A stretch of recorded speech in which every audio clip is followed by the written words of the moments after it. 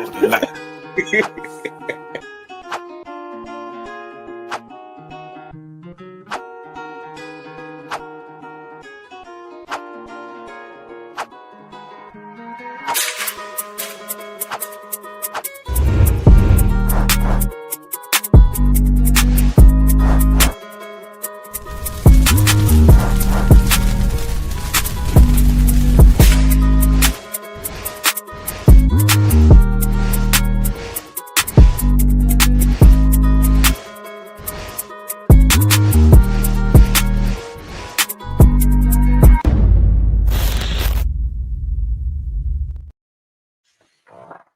Yes, people. Big up. It's time.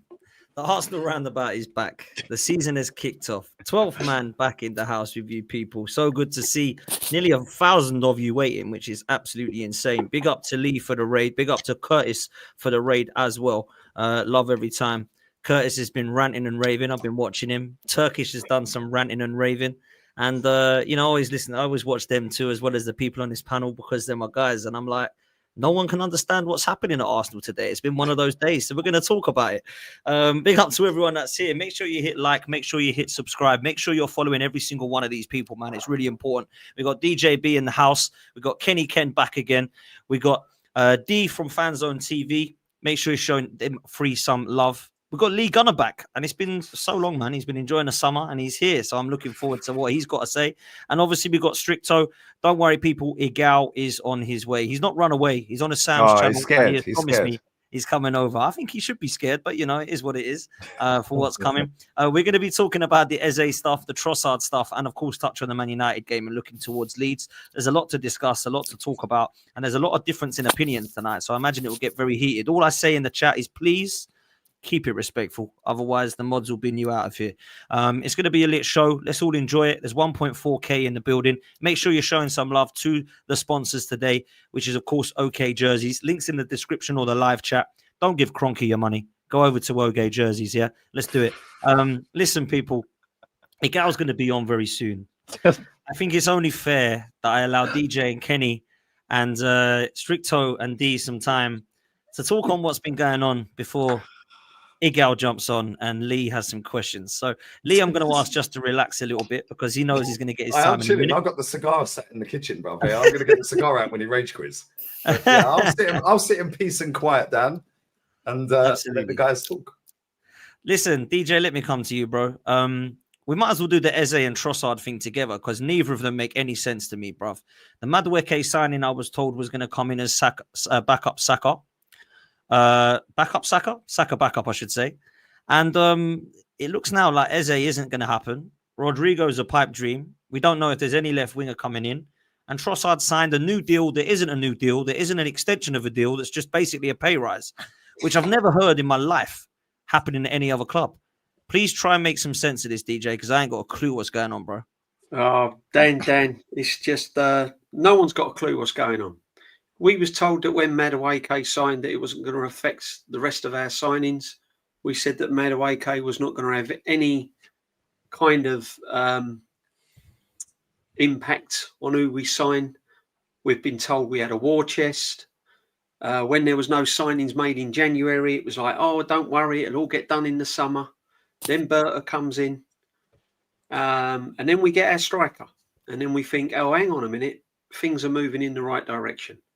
But the fact of the matter is, we've not got Rodrigo. That was never on the cards anyway. Then Eze comes along. And Eze should have been done in June. It should have been done earlier. And we waited and never got that happened. So he's now going to Spurs. And now we've got Trossard, who wanted to leave the club in February, has now got more wages for staying at the club. So the fact of the matter is now, Dan, we've got 4 left wingers and none of them are going to take us to the next level. We've got no left back, 4 left wingers. We're paying out more wages on top of the wages now with players at the club that we can't even get rid of because of wages. Can't get rid of Martinelli because of the wages. Can't get rid of Jesus because of the wages. Can't get rid of Nelson because of the wages. So I know what.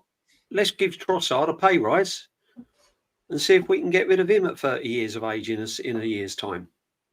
I mean, it's just incredible, isn't it? It's just years and years of the shit show that Arteta and Edu put us in the first place, signing players that are not good enough to play for this football club. And now we're keeping players that still can't get first team regular place and giving them more money. And on top of that now, we've also signed players that are squad players, that are backups. We've not even signed players that are going to challenge for any Premiership or Champions League. I mean, it's just ridiculous. And now, you know, and then it's just crazy. It's crazy. We're back to square one. We're worse. I said it was a rebuild. We've not even rebuilt. We've not even rebuilt. It's mad, isn't it? Like, we were told it weren't a rebuild, it was a retool. We've turned up with the bricks with no cement, mate. Honestly, it's not even a retool. It's not even a rebuild. It's nothing. We've got Norgard in ranks. We've spent money on Norgard. We've spent money on Madueke. The only upgrade that we've done is Yorkeres, and he's running around like an headless chicken because we've signed no flair players or no creative players to supply him the ammunition to score goals. Zubimendi was found out against Manchester United big time. You can tell me if he's a massive upgrade on Partey. No. Well, I mean, the club is an absolute mess. Here we are again. We was moaning we didn't have a striker last year. Now we've got our striker. We're worse then. Make it make sense, mate. I can't get my head around it. I'm absolutely fuming. And once again, this manager gets defended.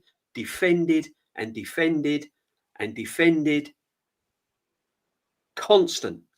What do you think, DJ, now happens with the Trossard thing? Eze looks like he's going Tottenham, which I think is ridiculous for Arsenal, right? But let's just say we didn't want Eze. We're never in for him. It was all rumours. It was all rubbish. And he's always going to Tottenham, right? What does this mean for the left wing position at Arsenal? Because you're right, we've got 4 of them, and I don't think any of them are good enough to start right now. Are we going to bring another left winger in, or is that us done? Our window's done? That's us done, Dan. Dan, that's us done. When we signed Madueke, our window was shut. Locked, tight. Madueke is the left winger. He is the rotation with Martinelli, and he's going to use Trossard like he always uses Trossard as a false 9. But do you know what, Dan? I'm going to say it right here, right now. I haven't got a clue what this manager's going to do. Don't be surprised if he bins all them 4 left wingers, puts Gyökeres out on the left and Havertz down the middle. That's the sort of madness this manager would come up with. I mean, seriously. Kenny, I don't know your thoughts, bro. I mean, you're quite honest when it comes to it. The Eze stuff, I know is a player you liked, but it's also a player that, although you said you've liked him in January of last year, you told me, you also said you believed he was going to go Tottenham. This Trossard one, though, I mean, I don't get it, bro. Can you make any sense of it whatsoever? Oh, you're on mute, Kenny. You're on mute, bro. The Eze thing was a non-starter. Yeah, I knew early doors that from some Tottenham friends of mine who were connected to the club that they've been caught in him, and it's just a continuation of the negotiations and a personal terms. So it was a bit of a non-starter. We got there to the 11th hour. Both clubs didn't want to meet meet the clause. I agree with that to a certain extent, but Spurs were more advanced. They were sold on the project, so it was a non-starter. But Trossard, look, my feelings on Trossard is that I just find it extraordinary that a guy that's been trying to, like I said, engineer a move for the last year is being given a pay rise. I just find it extraordinary. Pay rise for what? For what? As far as I'm concerned, as a player, he's a good enough player, but I call him a dibbly-dobbly. What I mean by dibbly-dobbly is that he's not proficient at anything. He's not a proficient false number 9. He's not a proficient number 8. He's not a proficient left winger. He just does his bit here and there. We deserve better than that. It's bad enough keeping him, whilst we're also keeping Martinelli, who's woefully out of form. Is it the manager that wants to keep these players? Does he want to keep the same squad? I mean, everyone the whole world in its mother was talking about striker. But if you look at Arsenal, especially last season, had massive problems with down the left-hand side. Even when we played our best football in 23-24, when we looked like a proper title-winning side, the left-hand side, we're kind of carrying that position. Now we've got a situation where not only at left-back, where we're still none the wiser, where I think it's going to be a big season for Miles Lewis-Skelly. I think the opposition are going to be centering more on him, especially when he gets on the half turn. Calafiori's not a left back, but the left hand side is massive worry. Martinelli again. I mean, what was that?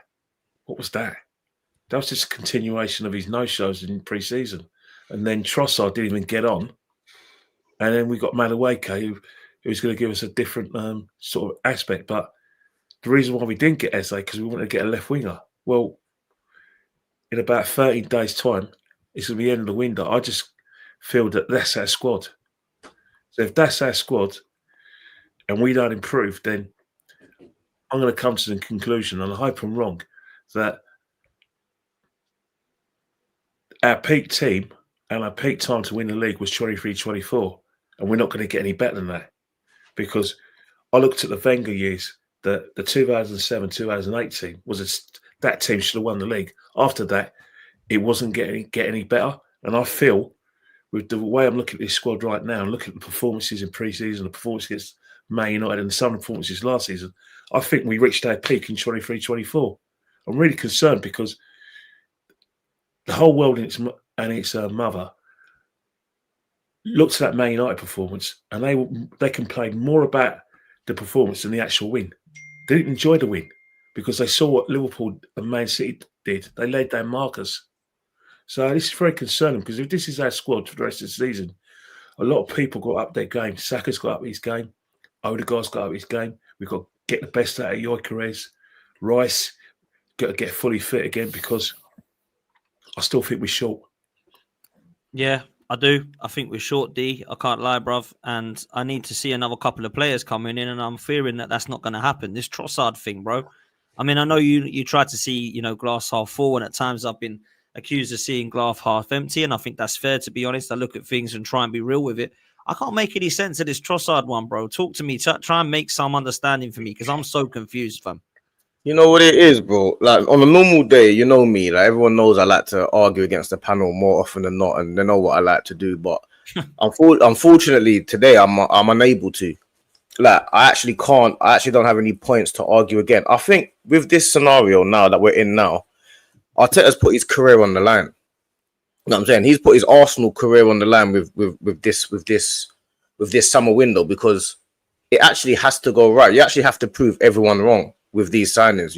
There actually is no other option, because at the end of the day, I would much rather have gone and got Kudus and played Kudus right wing and played Saka left than have Trossard and Martinelli on the left wing. Like, everybody, I think, even if you were Arteta in, Arteta out, and all of this stuff and everything that we always do, regardless of the scenario, we all have a generic understanding that we don't want Trossard and Martinelli starting in our team. I think everyone can just say that. We want a striker and a left winger. That's one thing that we're not split on. We might be split on the manager, we might be split on the Kroenkes, but we're not split on Martinelli and Trossard. So I can't understand how we've gone all the way through the summer and we've got 4 left wingers at our club now that none of us want. How does that? I don't understand how we've got into that position. We've got Reece Nelson is still at the club.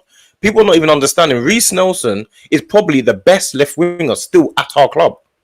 He's probably better than all of the other left wingers. He's better than Martinelli, and he's definitely better than Trossard. So this is Reece Nelson that we've been trying to get off the books for like 4 years. So I don't actually understand how we've got into this situation where, and the thing with Arteta as well is, I don't mind, like, I'm all for people like risking it. But as long as you know that what comes with that risk is your career's on the line at Arsenal, I don't mind that. I like people taking chances and taking the risk and doing that type of stuff. But I think that right now, he really has put his career on the line and his lifeline on the line with these signings. And because Trossard doesn't need to sign a new extension. He doesn't need to sign a new. You're already sorry, not a new extension, an upgrade in wages, because you're already at the club for another 2 years. You're already there. So we don't actually have to upgrade his wages. So I'm all for Arteta risking it. I'm all for it. I don't mind that. I like people that put their life on the line and risk it all and gamble in certain avenues and certain aspects. But as long as you know what comes with that, you actually have to prove everyone wrong. Whether we're Arteta in or Arteta out, you have to be right, because we're not the ones that are getting paid 15 million a year, and we're not the ones that have become an Arsenal manager. So we shouldn't be correct. You're supposed to be correct, and then all of us be like, you know what? That's the reason why he's manager. That's what it's meant to happen. We're meant to be like, you know what? He's manager for a reason. He proved us all wrong. So that's just what he's got to do. He's just got to shut us all up and prove us wrong. If he proves us right, then obviously the balance is wrong, isn't it? Because that's not how it's meant to be. We're not meant to be right. You know what I'm saying? Look, man, I got to be honest. When I heard the news earlier, I was about as confused as everybody else, right?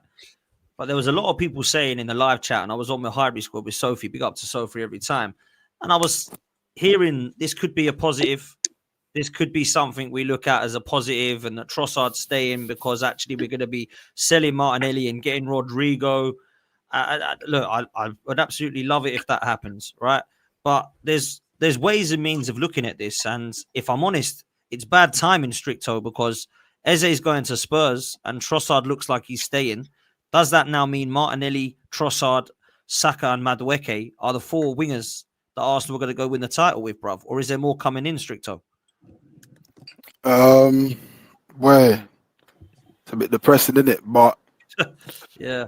Let me say, I think I sort of knew from when he played Madueke on the left in the preseason. I sort of thought to myself, yeah, this is probably it. I would like to think it's not.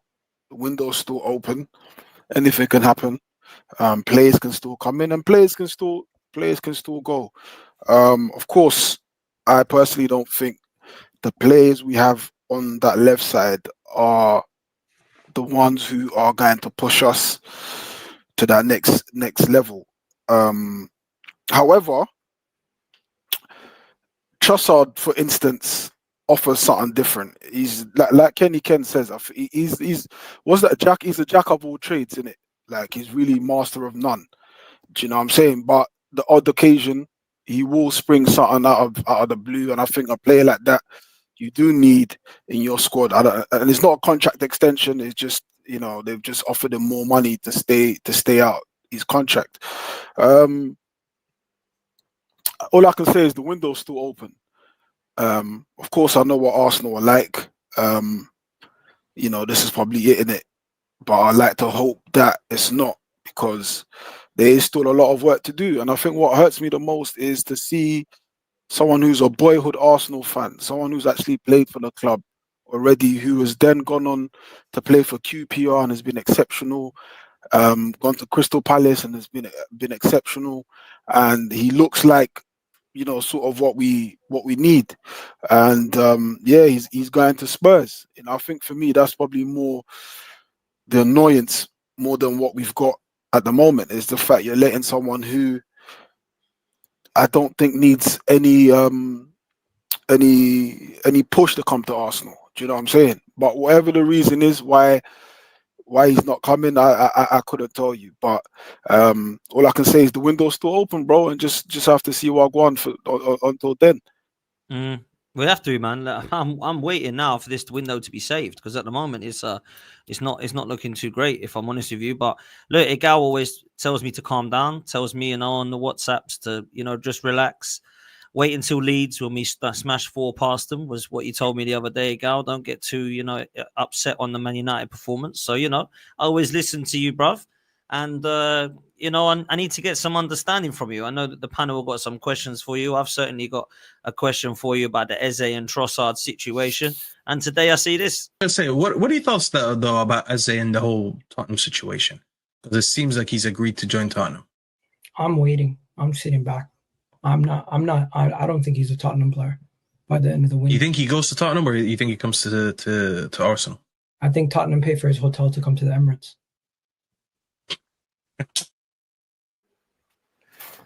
Doesn't look like that way now, Igal. bruv. Hey, Looks like he's going to Tottenham. what can you do with the misinformation being thrown around every single day? You never know what to believe anymore. Because one day we're hearing Eze is waiting for Arsenal. Next day we're hearing we're going to sell Trossard. One day we're hearing Trossard's not for sale. Now we're giving him a new deal. Martinelli's not for sale. Martinelli's for sale. This and that. Every day we hear different stories. I don't know what the hell to believe. So from what I heard that day was that when I said that was, Spurs are seriously pushing for him, but he's still waiting for Arsenal. If Arsenal get this shit together, he'll come to Arsenal. But it looks like we're not going to get our shit together. It looks like we're going to give Trossard a new deal. And to me, I've always said we need 3 level raisers. If we don't go and get a left winger, the window's not been as good as I expected it to be. We signed 6 players, and I'm still underwhelmed slightly. It's disappointing. It's massively disappointing, bro, because this window, in my opinion, can only be saved now by bringing in. And look, I was told that Eze and Rodrigo were likely to come to Arsenal by the fans that tell me I'm wrong all the time. At the moment, it's looking very unlikely that either of them are coming. Look, one of them looks like he's going to Spurs. The other one, I know he's on the bench again tonight, but I don't think that we are going to get him, but I could be wrong. But that's the sort of signing now that could actually pull our transfer window more towards where we want, because Rodrigo and Gyökeres would be good signings before a transfer window opened, in my opinion.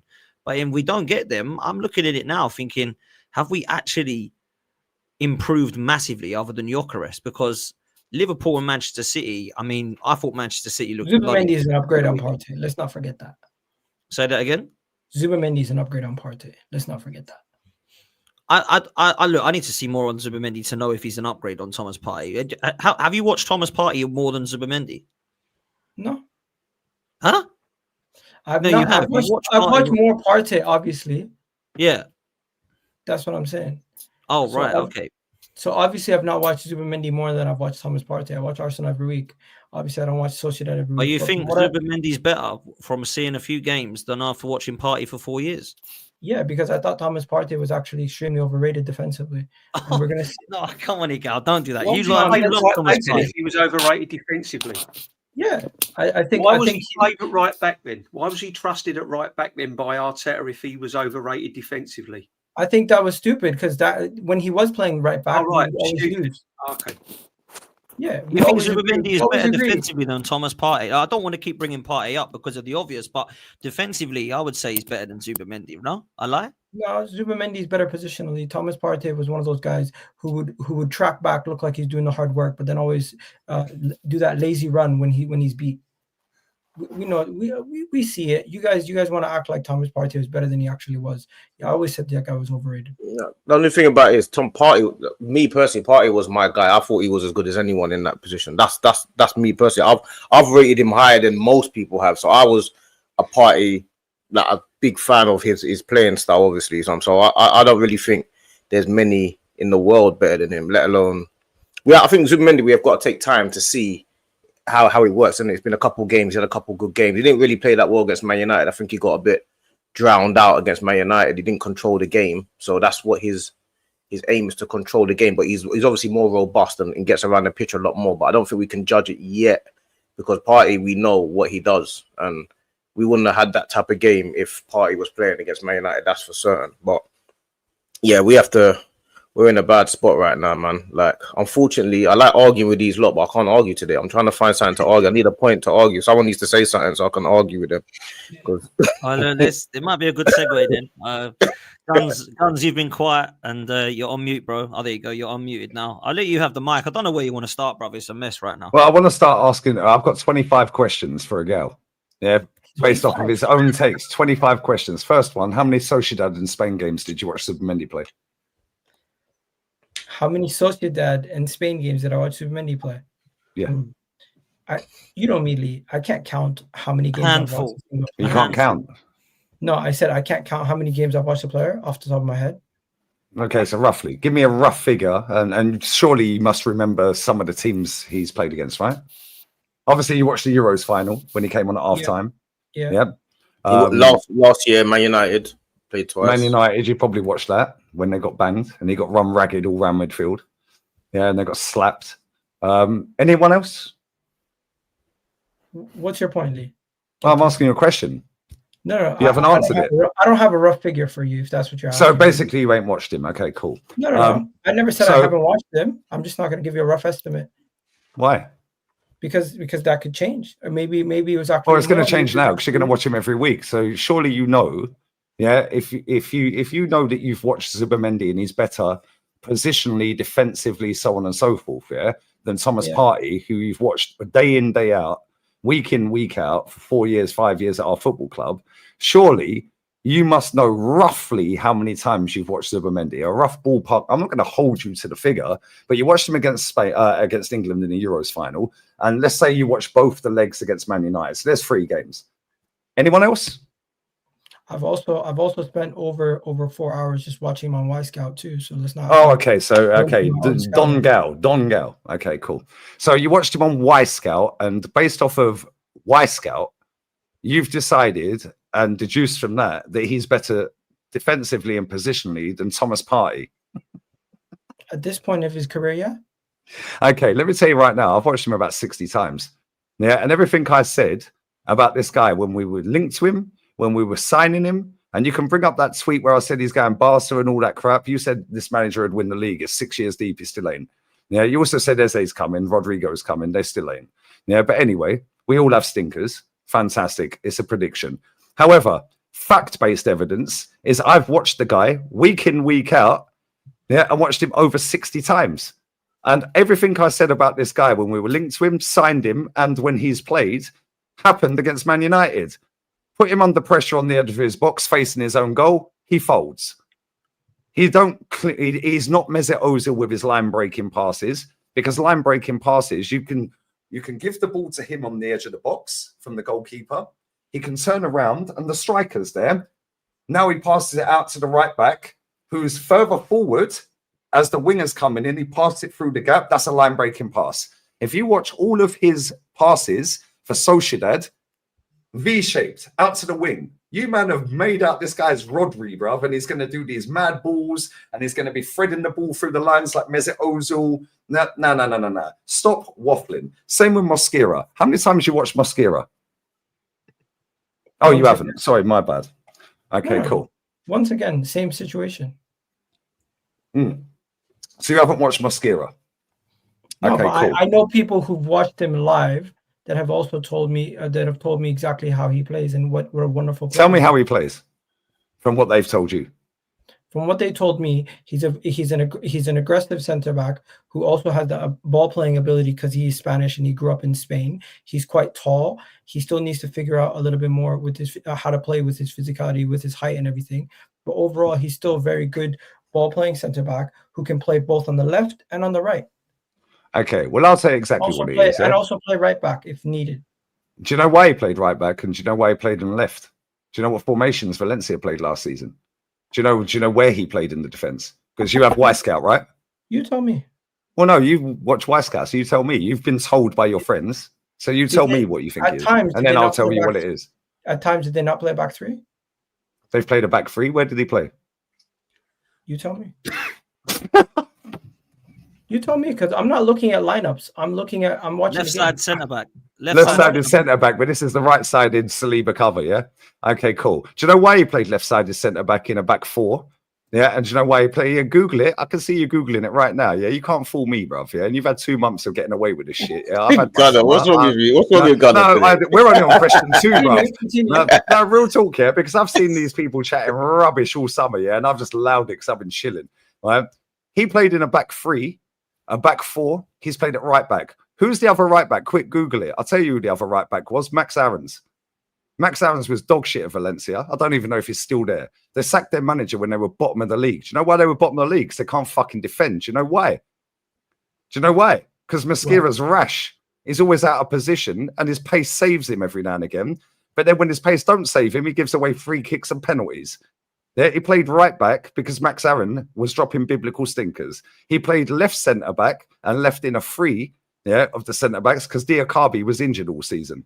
Yeah, then he's played right centre back, and you, man, have gassed this guy up that, oh my God, he's the Saliba backup. No, he's not, bruv. Yeah, this guy is the Tomiyasu backup. Yeah, this is the replacement for Tommy. Who gassed Mosquera? Everyone's gassed Mosquera up. Oh, what a sensible piece of business. No, okay. Who hold gassed on. him? I've seen people saying this guy's a sensible signing. African Guna who comes Of on here. course. How's it a not sensible gassing up. signing? 20 million for an up and coming centre back is not a bad deal. 20 million for an up and coming centre back. That's not a good. Okay, cool. So why Yeah, don't but we just go and that's buy not proven yet. That's gonna take time. Both of these. So these how is ones it are a gonna take time. sensible signing Because Well, we you're not don't know spending- yet. you're when not you've never spending watched him? outrageous How can amount- you have an opinion on a player and call it sensible when you've never watched him play?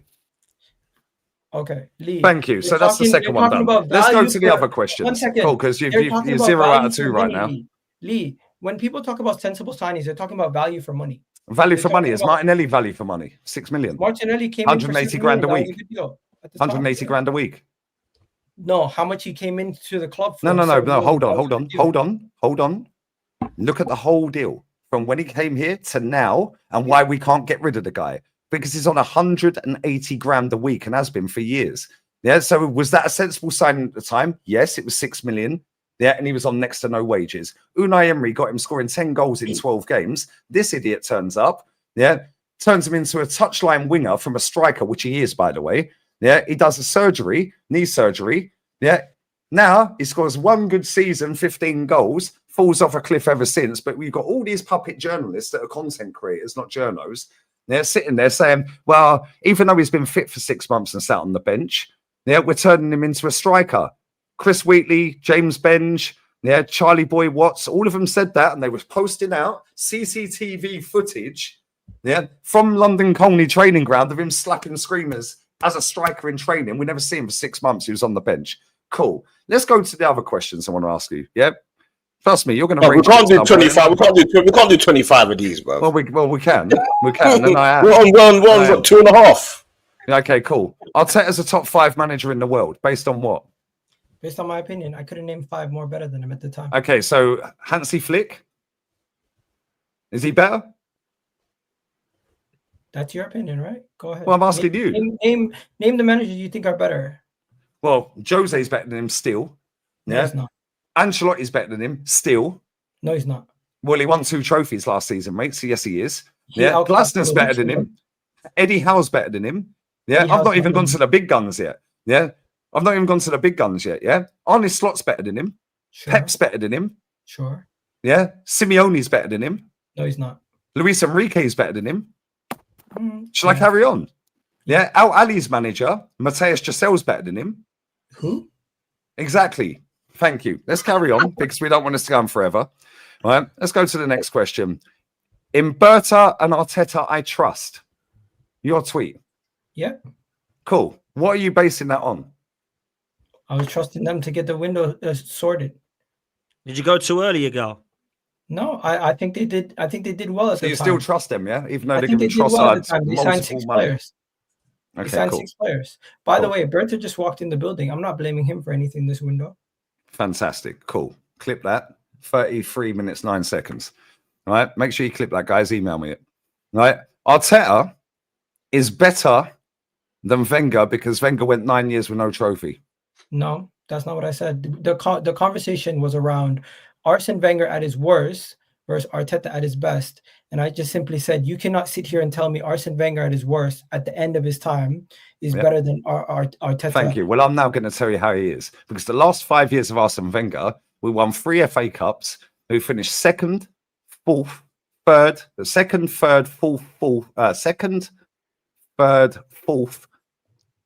fifth. Sorry, I'm lying. Second, fourth, fifth, sixth. He won 3 FA Cups. He got us to a League Cup final that we lost to Man City because our fucking defenders are retard. Yeah. And the goalkeeper got dinked off a goal kick, by the way. And he got us to a Europa League semi. So he's won 3 trophies factually, finished second, which Arteta's done. Was he in a title race? Yeah, he was against Leicester. You forgot And that he one. lost, Sorry, right? mate. So did Arteta 3 times in a row. 3 times a lady, bruv. Right, let's carry on. So, yeah, you guys don't understand geniuses. Your words. Yeah, I was just simply saying. So you don't have to explain what we're missing then. I'm sorry if you can't understand his genius. That's all I was saying. Thank you. Let's carry on.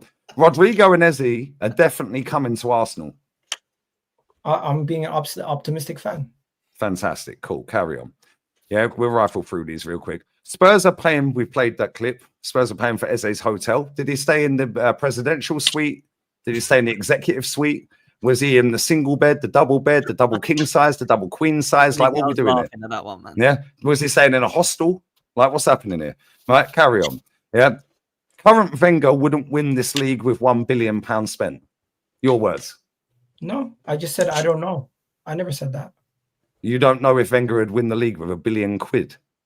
I said, are you mad? He won the league with fucking next to no money spent against the greatest manager ever to manage football teams. When he was given money, he signed Xhaka, Mustafi, and Lucas Perez. So he also signed Vieira, Petit, Aubameyang, Thierry Henry, Bobby Perez. Yeah, we name all the players. Sol Campbell. Stop it. I'm not talking about Arsene Wenger when he walked in the building from Japan. I'm talking about Arsene Wenger after he's been here for almost 20 years, and the guy was about. So what year do we take it from? What year do we take it from then? I'm taking it from like 20, what do you call it? 2010 onwards. 2013, 14. 20 when? Again? 2013 onwards. 2013 onwards. Okay, cool. So he signed Mesut Ozil that summer. Yeah, 2nd of September 2013. Yeah, man was getting whacked on the head with a dildo outside the ground.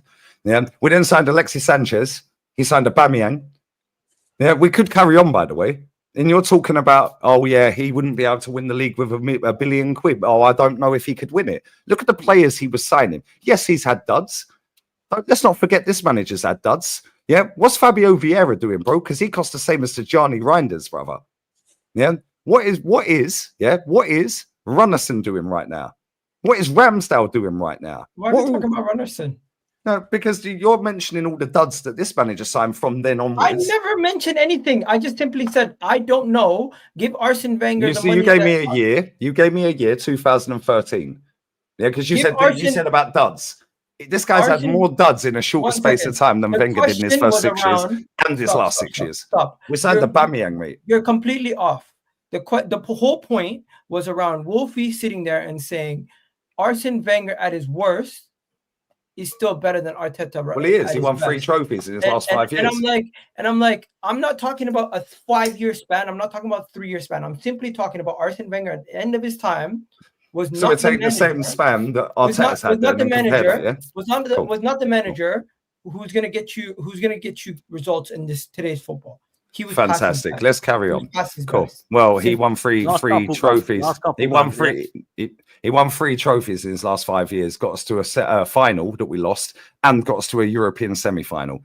And we should have spanked them. We should have won 6-0. I was at the game. Let's carry on. Cole Palmer tweet that you posted about, he's only scored 1 non-penalty goal since January 14th. How many Saka scored since then? In the league? Yeah. I think 2. 1 against Fulham. Anyway, let's carry on. Not true. He scored 2. Where's the second one then? Go check. I've already checked. That's why I've written it down. Yeah. Real Madrid's the other one. That wasn't the Premier League though. Thank you. He scored 2 versus PSG. PSG and Real Madrid. Yeah, that's not Premier League, is it? You put out a tweet with a screenshot of the Cole Palmer 1 non-penalty goal since January 14th. Since then, Saka scored 1 goal. Multiple months? Nobody cares. He scored 6 goals all season, bruv, in the league. That's not even true. Saka scored 6 goals all season in the league. Yes, it is. It's true. Go and Google it. Move to the next one. Right, next one. Yeah.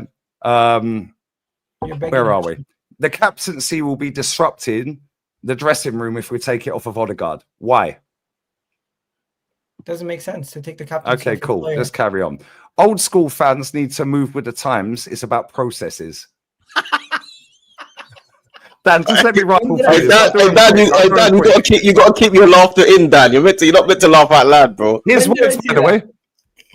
You did say that. My chat potted you up expeditiously, bro. That one got me, man. That one got me. Igal, next week you do 25 questions for Lee.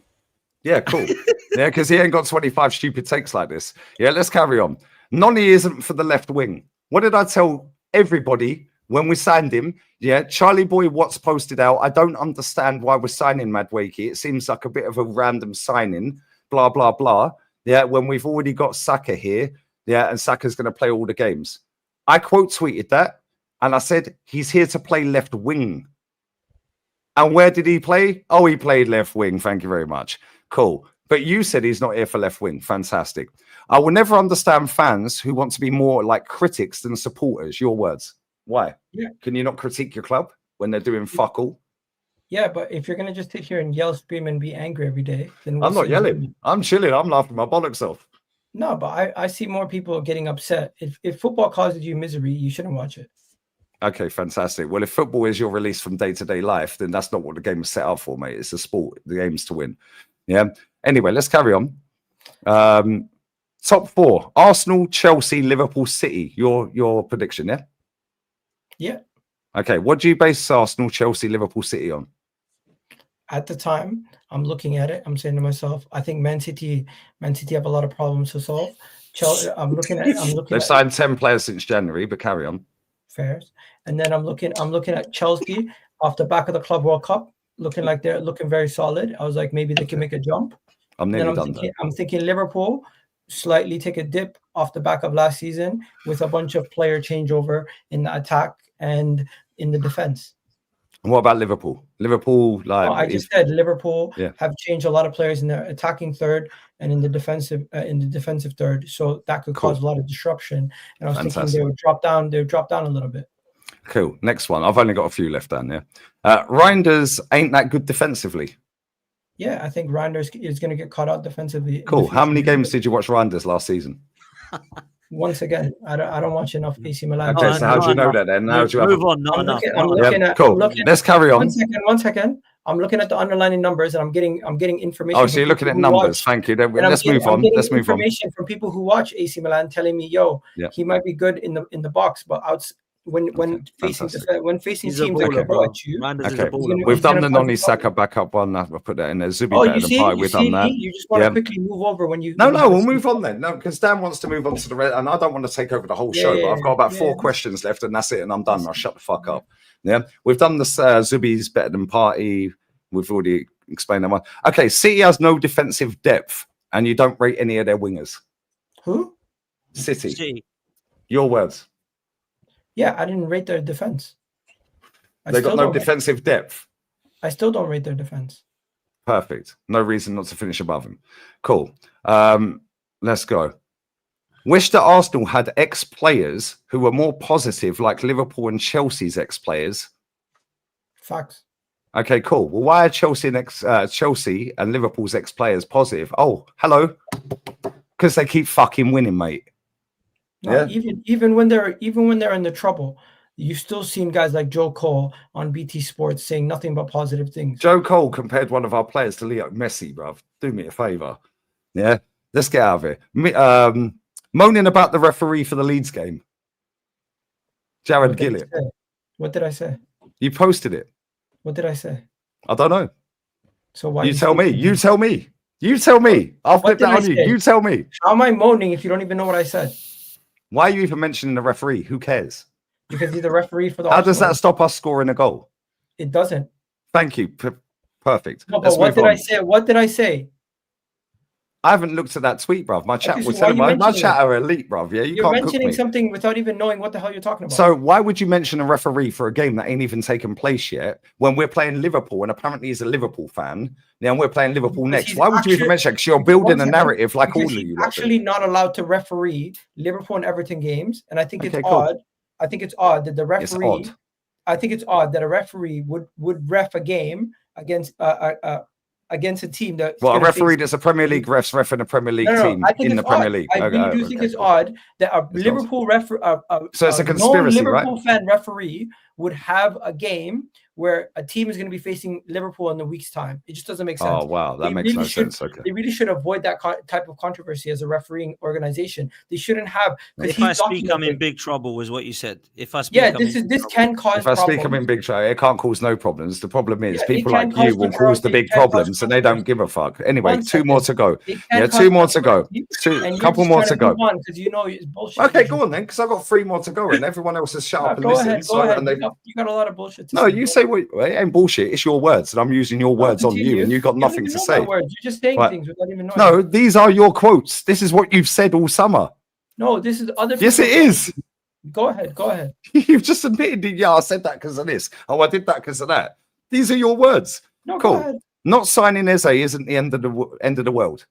Yeah, it's not. After you've been smoking all summer for Eze, saying this is exactly what we need. So why is it not the end of the world when he's going to a rival that you class as a rival? I don't, by the way, because they're shit. They've always been shit my entire life. Why is it not the end of the world for you when they're going to your rival that you were celebrating, angry about, Son missing a goal against Man City, which helped them win a title, by the way, a trophy, and they were millimetres away from winning 2 off of the back of that Son miss.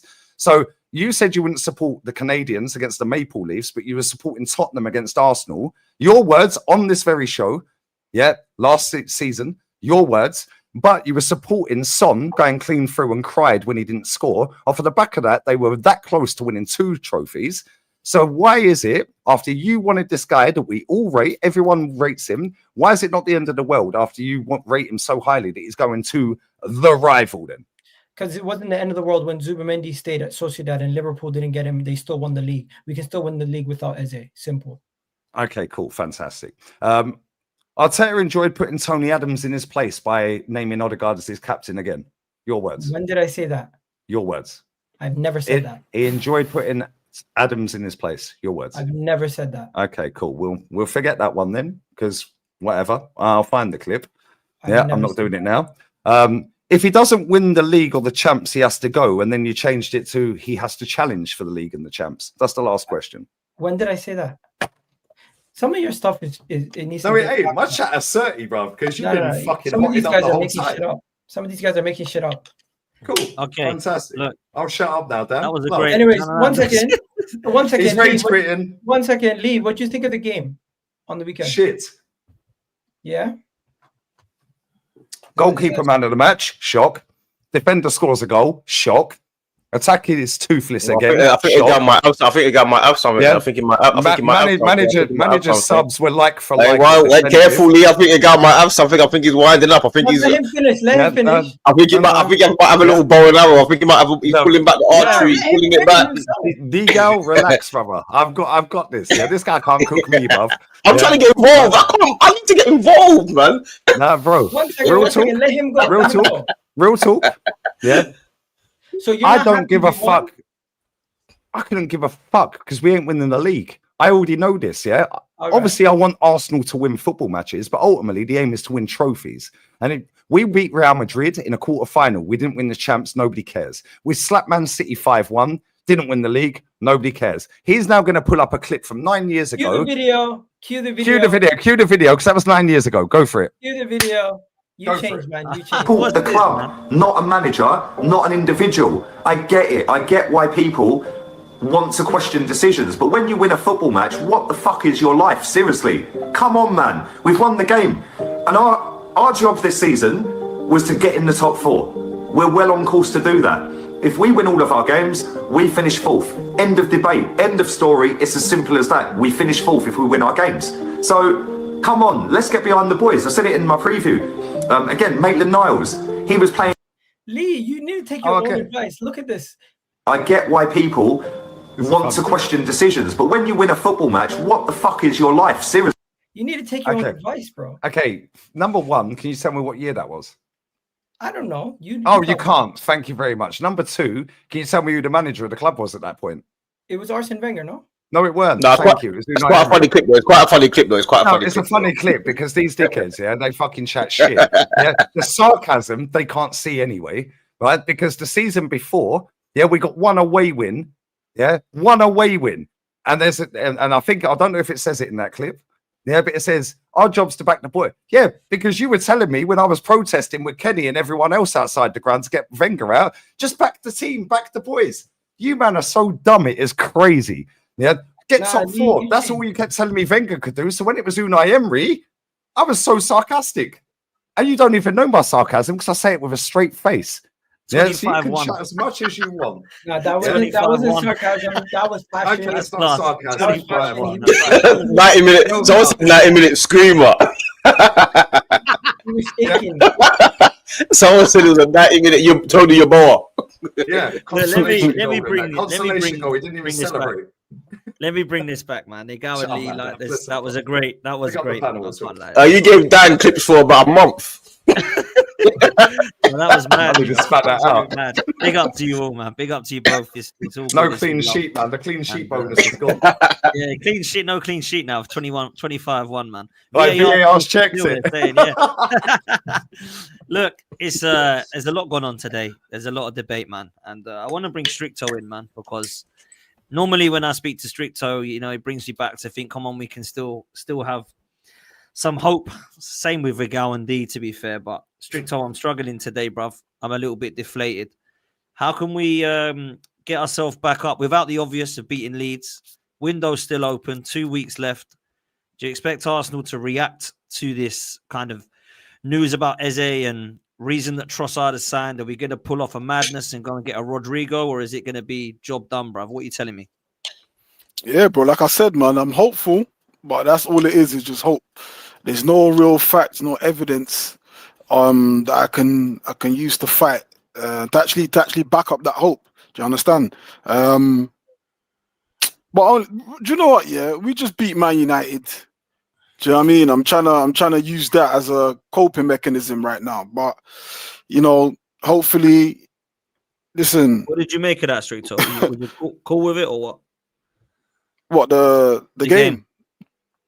Yeah. Nah. We were shit, bro. But nonetheless, honestly, we took the points, bro. That's all that really matters, bro. I've seen us go to Old Trafford, play well, and still lose. Do you know what I'm saying? I've seen us play against good teams, play well, and not come away with the points. So in a way, you know, you can kind of look at that and think, all right, cool.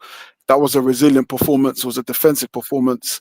I didn't really see anything, honestly, in that game that would give me hope for the season coming. But if you look at it in context, Liverpool played at home, City played away. None of them actually played the team, the caliber that we played. Our rivals, our Premier League rivals at their ground, first game of the season. So there's little things you can find. You can find to to make yourself a little bit happy, to make yourself sleep. But yeah, overall, man, it's crazy because if you'd have told me last season that we would sign a striker, and then sign a striker the caliber of Gyökeres, but then I go into the season not really hopeful. It's crazy. I had more hope last season than I do this season, and bro, it's just the revolving door of mediocrity, I suppose. But listen, it's difficult, but I'm gonna stay positive. 3 points in the bag. Leeds coming up, and then Liverpool after. Let's see what happens, because we could go not Stamford Bridge, fucking Anfield, and see what go on there. The main thing is that with these 6 big games that are coming up, or these 5 big games that are coming up, that we got off to a winner. You know, it's better to stay on par than to be chasing them so early. So that's a hope that I can take. But other than that, seeing how things are going, seeing how we're playing, it's not really inspiring. And I don't know whether or not it's the coaching, whether it's bro, I don't know. But seeing how we played is not something that is inspiring me. But 3 points is 3 points, bro. So I'd rather sit here moan about performance than here moaning about defeats. Yeah, look, man, D, I'll come to you. Do you think it is a manager thing now, the style? Because I appreciate we might not play like that every game, and Igal was telling me, you know, it won't be like that against Leeds, and it won't be like that against this, that, and the third. But I've seen many of a performance like that over the last 12 to 18 months with this manager. Sorry, bro. What the fuck is a top gooner, bro? I keep fucking hearing like people messaging me. What's that? Someone is like somebody that just sucks off everything about the club and turns everything into a positive without using realism. Yeah, based off a top gooner is somebody that just sucks off everything about this club and always spins a negative into a positive. Yeah, just to get hopium, like you just said a minute ago. I'm hoping more than anything. Yeah, rather than actually calling out the deficiencies of this football club, bro. You were the same guy that threw your season ticket away on a fan cam and said, "I'm done with this football club." Yeah, this manager is factually worse in his first 5-6 years than the manager you threw that season ticket away for. Yeah, but I'm a top gooner because I did that, bro. I've been at protesters, bro. I've sat against Arteta many times. You can find clips. No, I know that, but you can threw find your season you ticket can in find the bin clips and threw it out of the ballpark, out the ground. as a Then went protest, and got it back. Yeah, then went and got it back. Yeah, we've all been at protests for Wenger out. Kenny was there. I was there. Me and Kenny were there together. Let me. Yeah, Stricto, So, Stricto. Don't let hold these on, guys gaslight you hold on. into I thinking just want to understand. So you're saying what? I dashed my season.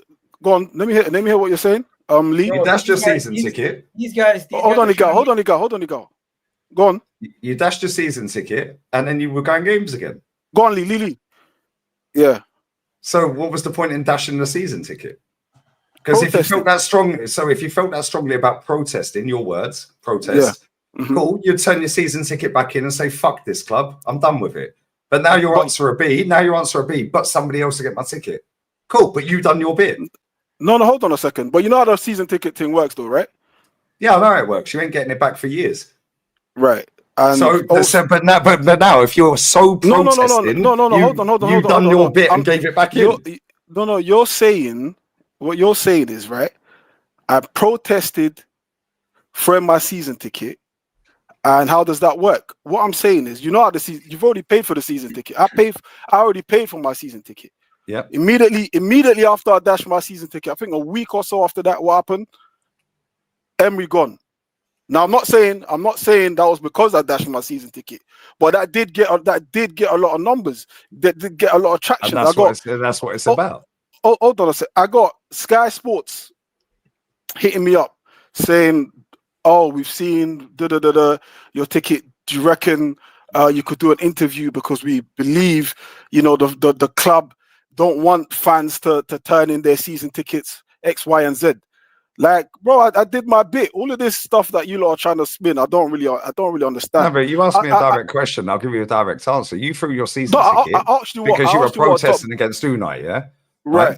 The club. So why didn't you trust the process? The club. Okay, so Unai Emery, at that point when you dashed your ticket, I can't remember what game it was. Southampton. What part of the season was that? I can't remember what part of the season. We drew 2-2 Southampton at home. Bottom of the table, Southampton. Okay, yeah. I remember that. Yeah, I remember that. Yeah. So you dashed your season ticket. At the end of that season, we got to a Europa League final. Yeah, and we finished literally 1 point off fourth and 2 off third. Yeah. So in what way, shape, or form are you 6 years deep with this manager in December? It's 6 years. Yeah, and you're still going, well, I'm not really sure. Maybe this and maybe that, bro. Why didn't you give Unai all this time? Because he came in after Arsene Wenger, who was here for 20 odd years, has a statue outside the ground, won everything.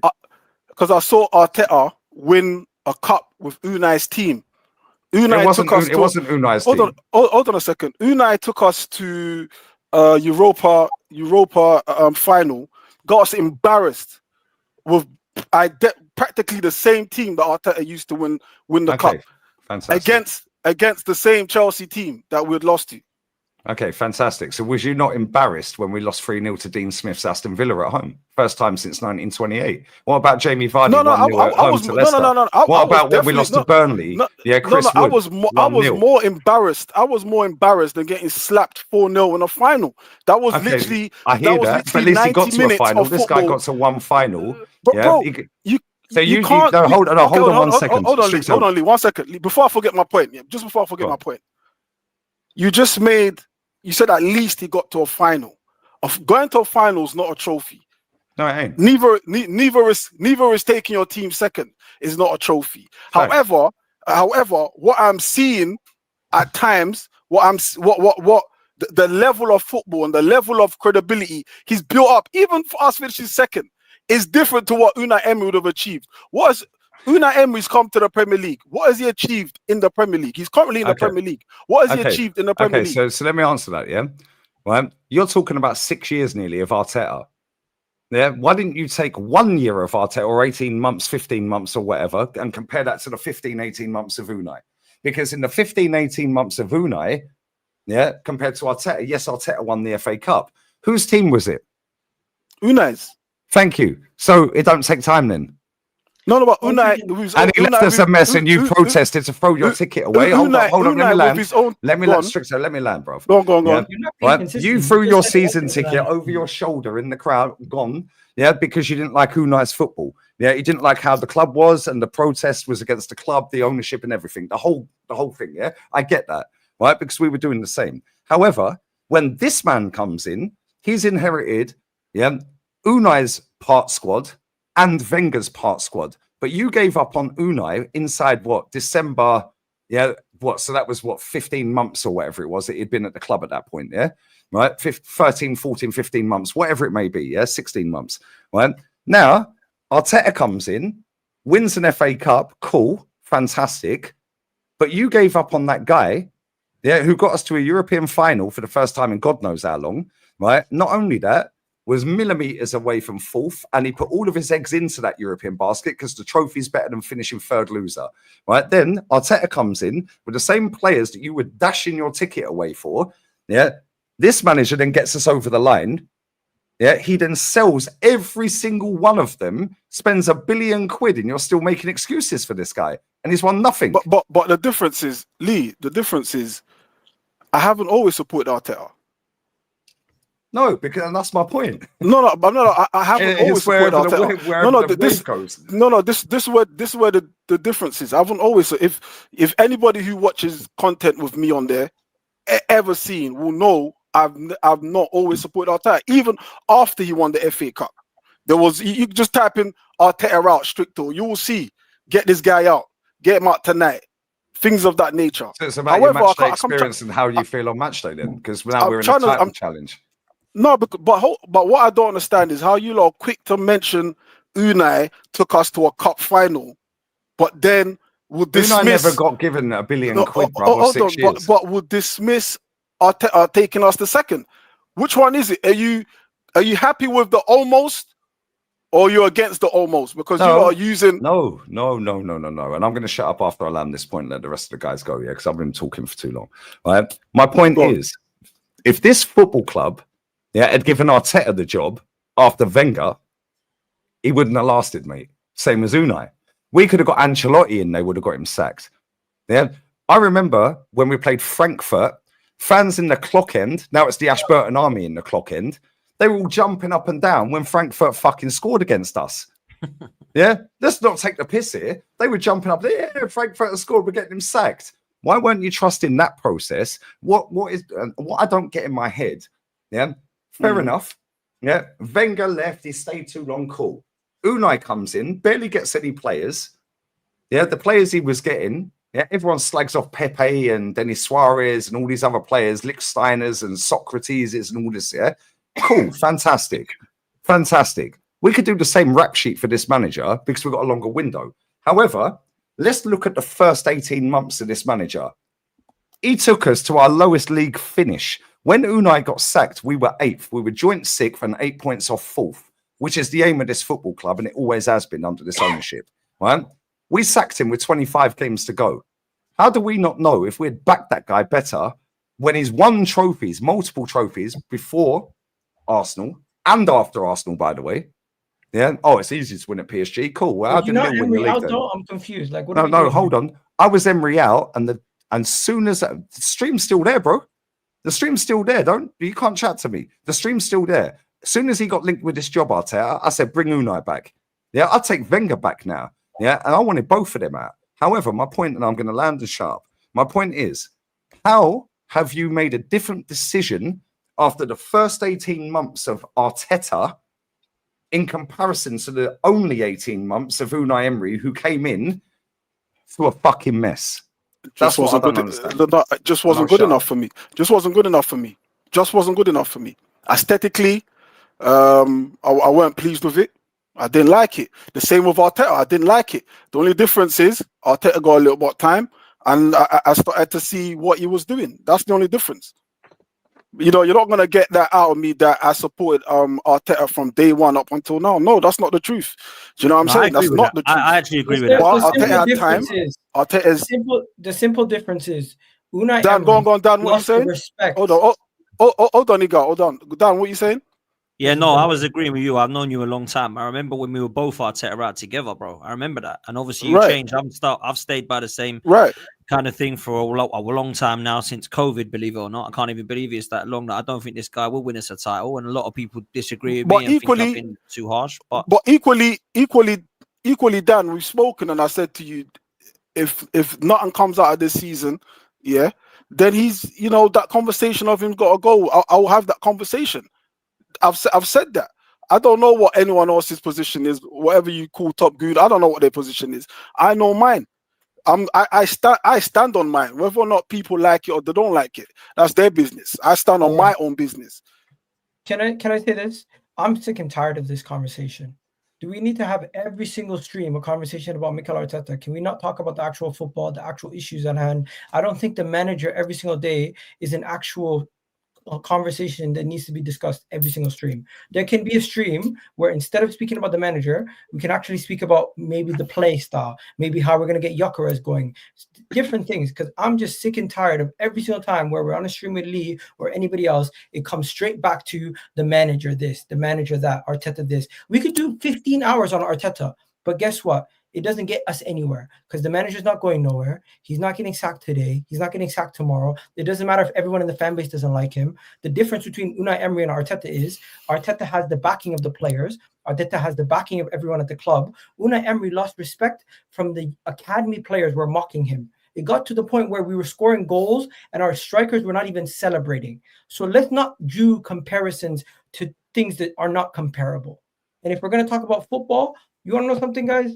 We spent majority of the stream speaking about a lot of stuff completely irrelevant to what's going to help us win versus Leeds. You know something? Yes, Trossard is going to be saying, yes, we're not going to get Eze. Yes, we're going to complain about transfer windows. But what we're going to have to do is work with what we have in-house. And how are we going to do that?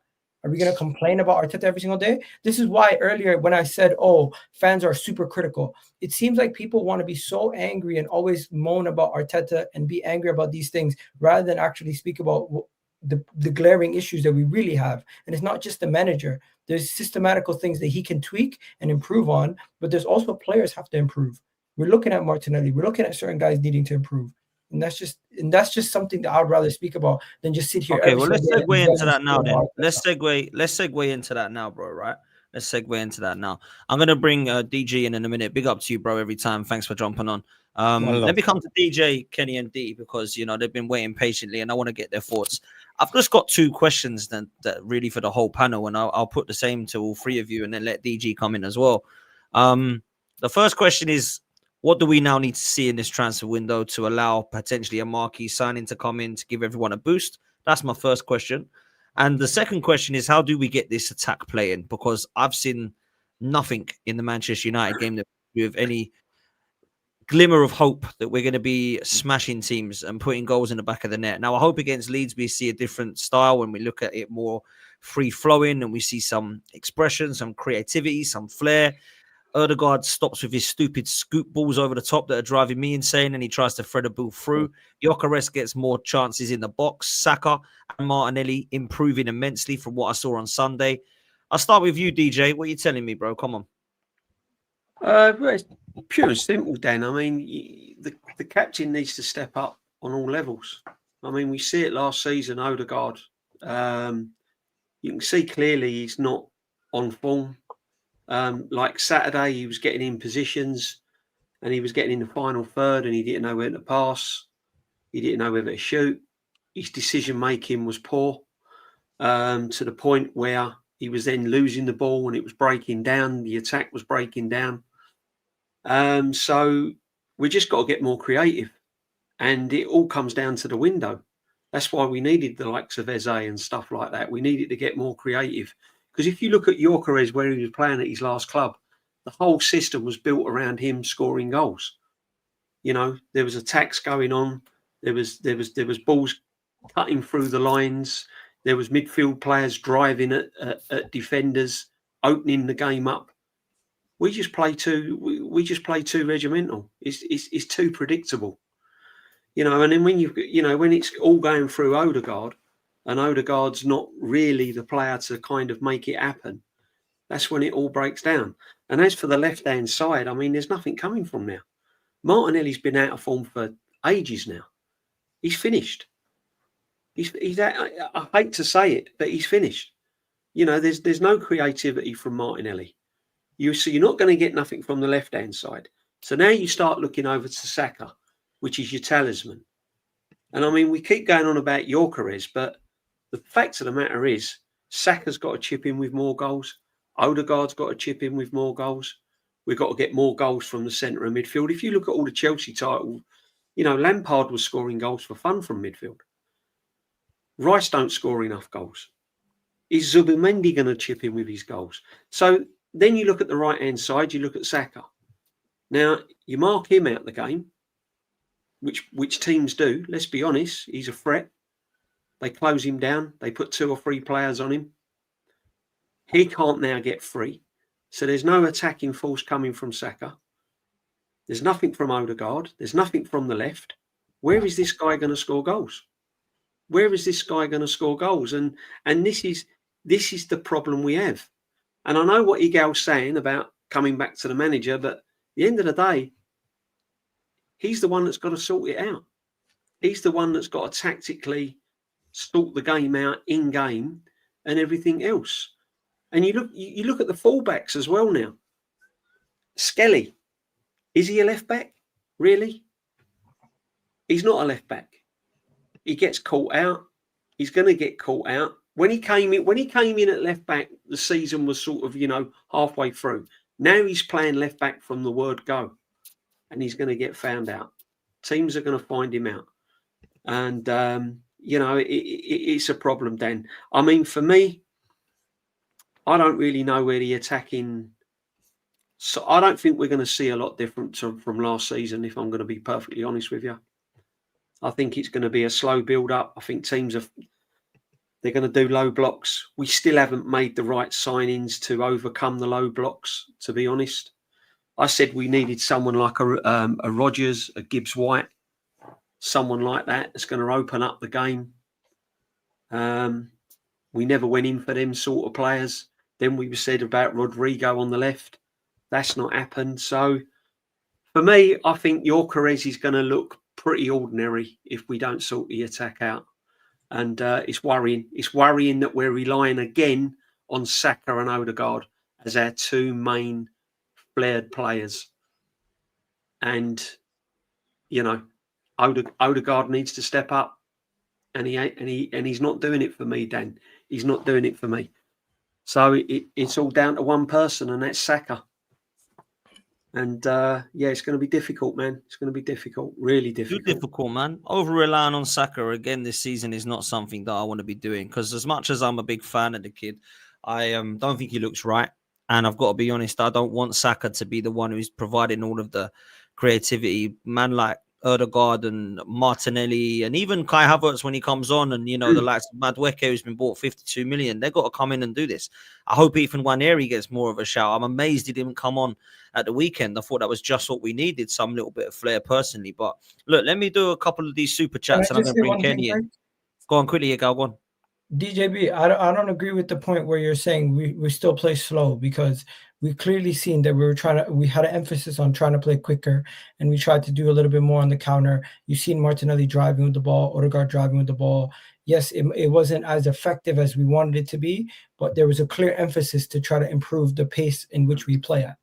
It failed, when was this? Against Man United? Yeah.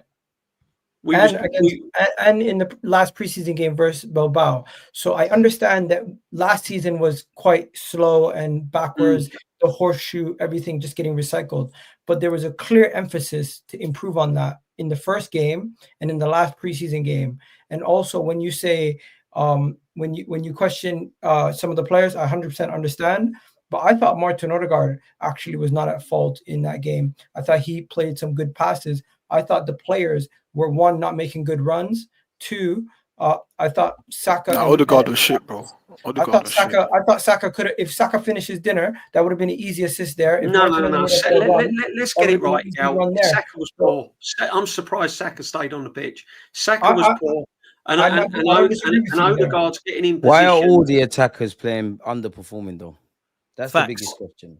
Why are all of them underperforming? Whether you rate them or not, why are they all underperforming? We all know we can see a better Saka. We all know we signed Gyökeres. You can sign Gyökeres, Haaland, Isaac, whoever you want. You're very naive if you think we're just going to slap any new striker on that pitch for us and, you know, all our problems are gone. There's clearly something. You know it, I know it. What I find funny is nothing to do with us Arsenal fans. The world is now sitting there and saying, oh my God, Arsenal don't play great football. Da, da, da, da. Everyone on this panel, everybody in the chat, apart from the Bilbao game and off the back of last season, we've all known we don't play fast, free-flowing football. Now, I'm not Mikel Arteta. I don't get paid 15 million a year. I ain't got my pro license and things. There's something that needs to be fixed there because we could have signed any striker. We could have any left winger. We could have any right winger, which we need to act in the market, clearly. There's something for the gaffer. This is nothing new. We've all known this. Like, let's not watch the Man United game and do this little whatever we're doing. Like, bro, this is nothing new, and it's not going to change in 2-3 games. I'll give Arteta that, but we haven't done what we needed to do in the market. We haven't seen anything new with the blip of the Bilbao game. So everybody's got the answers. Bro, let's ask ourselves the right questions. That's just my 2 pence. Still. Nah, you're spot on. With the tough start to the season, are we expecting to see fluid football? No, as I just said, we're not expecting anything to turn like overnight. Pretty sure if anybody who's watched football for a number of years, which everyone on this panel, you're probably not expecting to see a new look Arsenal until you see 5, 10, maybe even 12 games. But that doesn't mean week in, week out, we can't be critical of what we're seeing. We all know in life, if nothing changes, nothing changes. And I agree with Igal's point for what it's worth in that we did try and be a bit more direct. But that was too far in between. Yeah, we tried to be a bit more direct, but we were comical defensively. There was times where we're overhitting passes. People are not making the right runs. And I hear it. They need to learn that new kind of coaching kind of thing.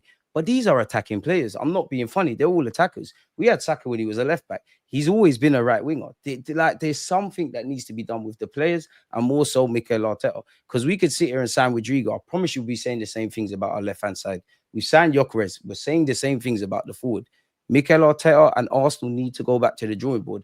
I don't want to do this overreacting thing, but bro, all the problems from last season are still there, and they're not going to change overnight, but they're there. Like, let's. Yeah, you're not overreacting, DG, at all, bro. I think you're spitting facts. For me, I think every word you've just said, man. Let me do these supers, and I'll bring Kenny and D in. Saving money by Trossard's new contract. Big up to Chaitanya. No ambitions to get Rodrigo. He wants first team football, so get him.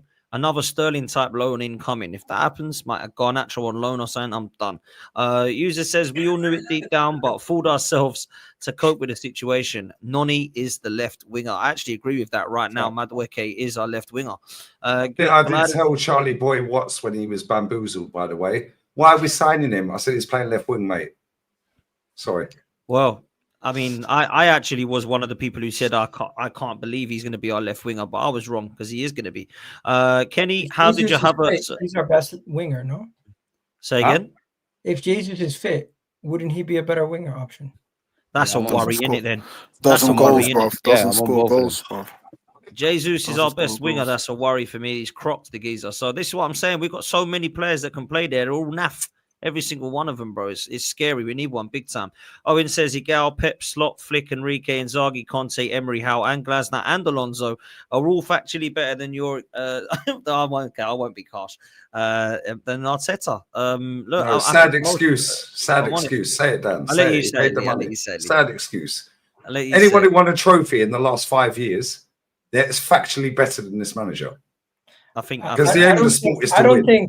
I don't think we can spend an hour. Good job you ain't paid to think, bruv. I don't think we can spend an hour talking about Arsenal without Lee having a rant about Arteta. No, it's not about that. It's not about having a rant about Arteta. It's about fact-based evidence. Yeah, the aim of the sport is to win. This guy has not won for nearly 1,890 days, bruv. In fact, it's gone midnight, so it is 1,890 days. 1,890 days without a trophy, and you're sitting there saying he's top 5. Get out of here, bruv. Carry on, sorry. We've done that, Igal. We've done that, Igal. Let's just get this to Kenny. Kenny, how did you have it starting over? Gyökeres, bet go. To be fair, Yardman was the one who said that. I didn't realize it was Kenny who said that, but fair enough. You seemed almost positive. Kenny, what did you make of the attack, man? Because I don't feel confident. We need to see more against Leeds. And I hope Igal's right. I hope we see free-flowing, scintillating, blistering football that we're like, wow, finally, the year of 2022-23 is back and Arsenal has put in 4 or 5 past Leeds. I just don't know that I'm going to see it, bro. I didn't say it was 4 or 5. I just said it would be better. No. But that's what we want to be seeing, is what I'm getting at. But go on, Kenny. Look, we all know that now we've got Gyökeres. We got to move the wheel tactically. We have to. We've got no choice. So it's a waste of time getting them in. Simple as that. And the best opportunity to do that is against newly promoted Leeds United, where we are going to be in the front foot. The onus is on us to take the game to Leeds. We know they're going to try and put men behind the ball. We know there's going to be a low block. But how do you beat teams with low blocks? How do you beat teams when you're tightly marked? Move the ball quicker. Move quicker. So you drag your markers away from you and create space for others. That's how you deal with a low block. Because what we seem to have done last season is that we've relied on teams to, make mistakes in the middle, over-attack against us, leave space, and we killed them. Which, in essence, last season we were a moments team. We weren't a team that was on the front foot, looked like we're going to win the league. We're a moments team. But those moments were created because Man City were foolish against us at the Emirates. Lisboa were foolish against us. Lons were all of these teams that we thrashed last season had a go at us, and that in turn led to them getting absolutely mullered. This, when you look at the Leeds game, I expected something massive from all our players. As I said on previous podcasts, and I said to DG, we speak every Wednesday. For me, Gyökeres is not our most important player. Good thing you're under 30. You would have got 6 of the best for that. Kenny always bites their bait. Pause. Any grown man over the age of 35 doing that, you need to sort your life out, man. Lighten up, Kenny, man. Come on, man. Some of you guys dads and grandfathers, and you're doing that. Get a life. Come on, bro. You're not going to smile about no new signings at this football club. You might as well do it, Kenny. Man. Can we talk about football, please? Because you're distracting me. Anyway, back to what I was saying.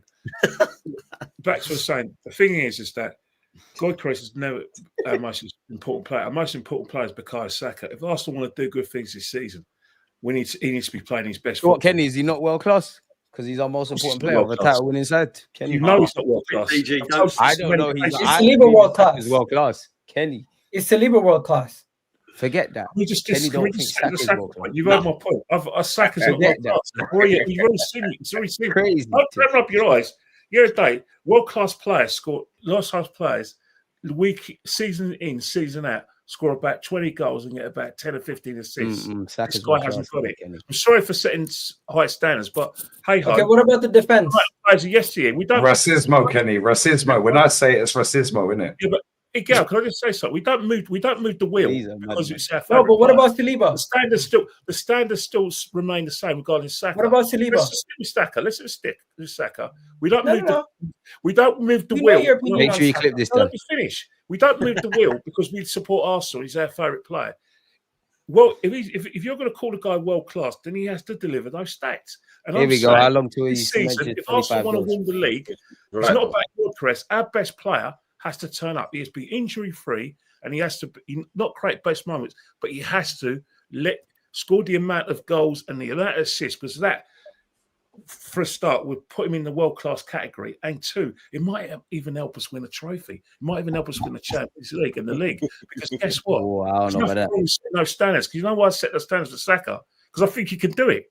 But right now, if you want me to call him world class, I can't. Because he doesn't do that. What about Saliba? Yes, we don't move the wheel. We don't move the wheel. Saliba, you want to talk about world-class centre-halves? Well, I'll tell you about a world-class centre-half.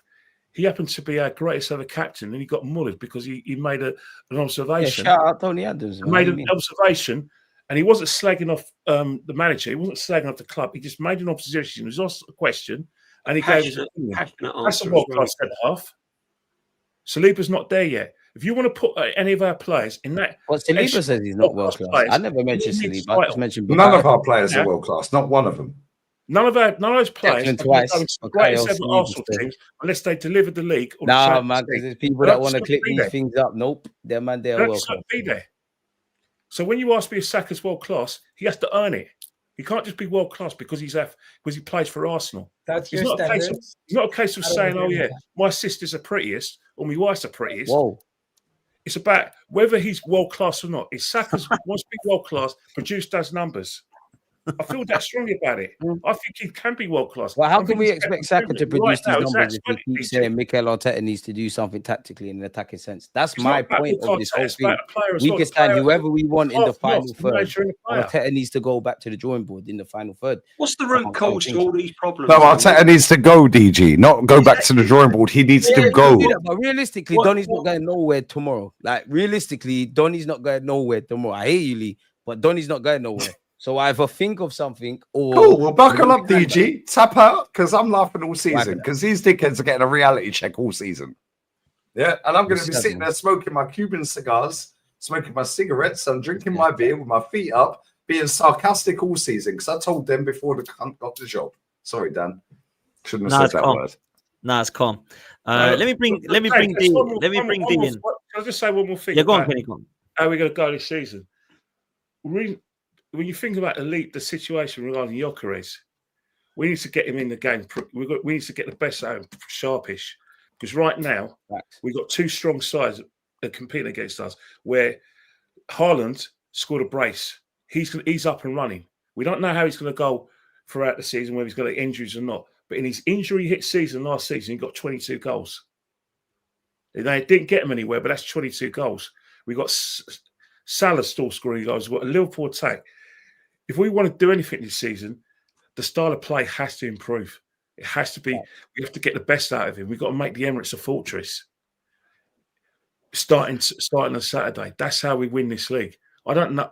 Personally, we're the third favourites based on what I saw this weekend and what I believe, what I've seen in the last couple of years. However, there's still an opportunity for us to do this, only if we tweak the style of play. Now, I'm telling you right now, I don't think we're going to get another body in, which means Saka's got to step up, Odegaard's got to step up, Gyökeres has to get those goals. Defensively, we've got to be better. No more mistakes, no more relying on your pace.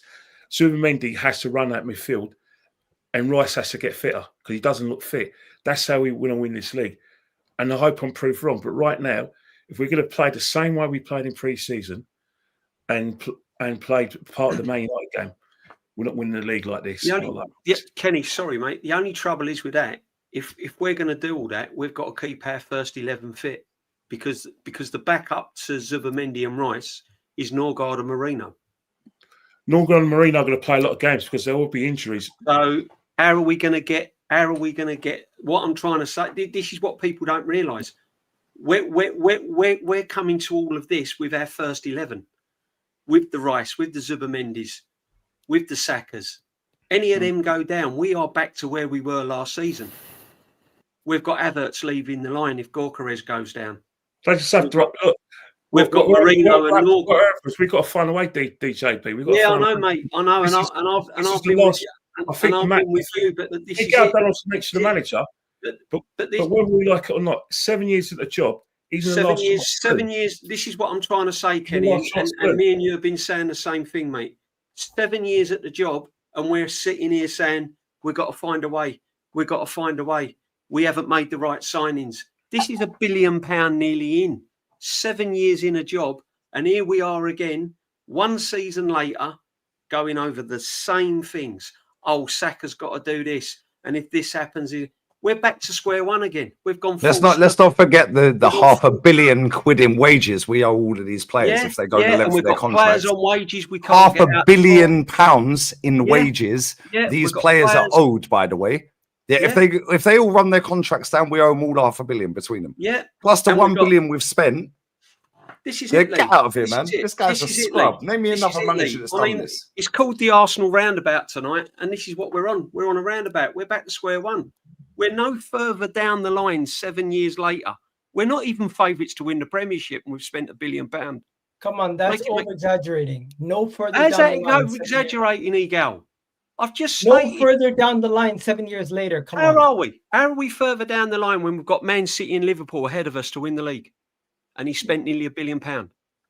That's your opinion. To say Man City and Liverpool. No, that's probably about 9. Okay, you go and do you go and do a poll outside. For all we know, Tottenham could be 90% of all we know, Tottenham could beat Man City this week. Arsenal are not favourites to win the league this year. DJB, your exact words.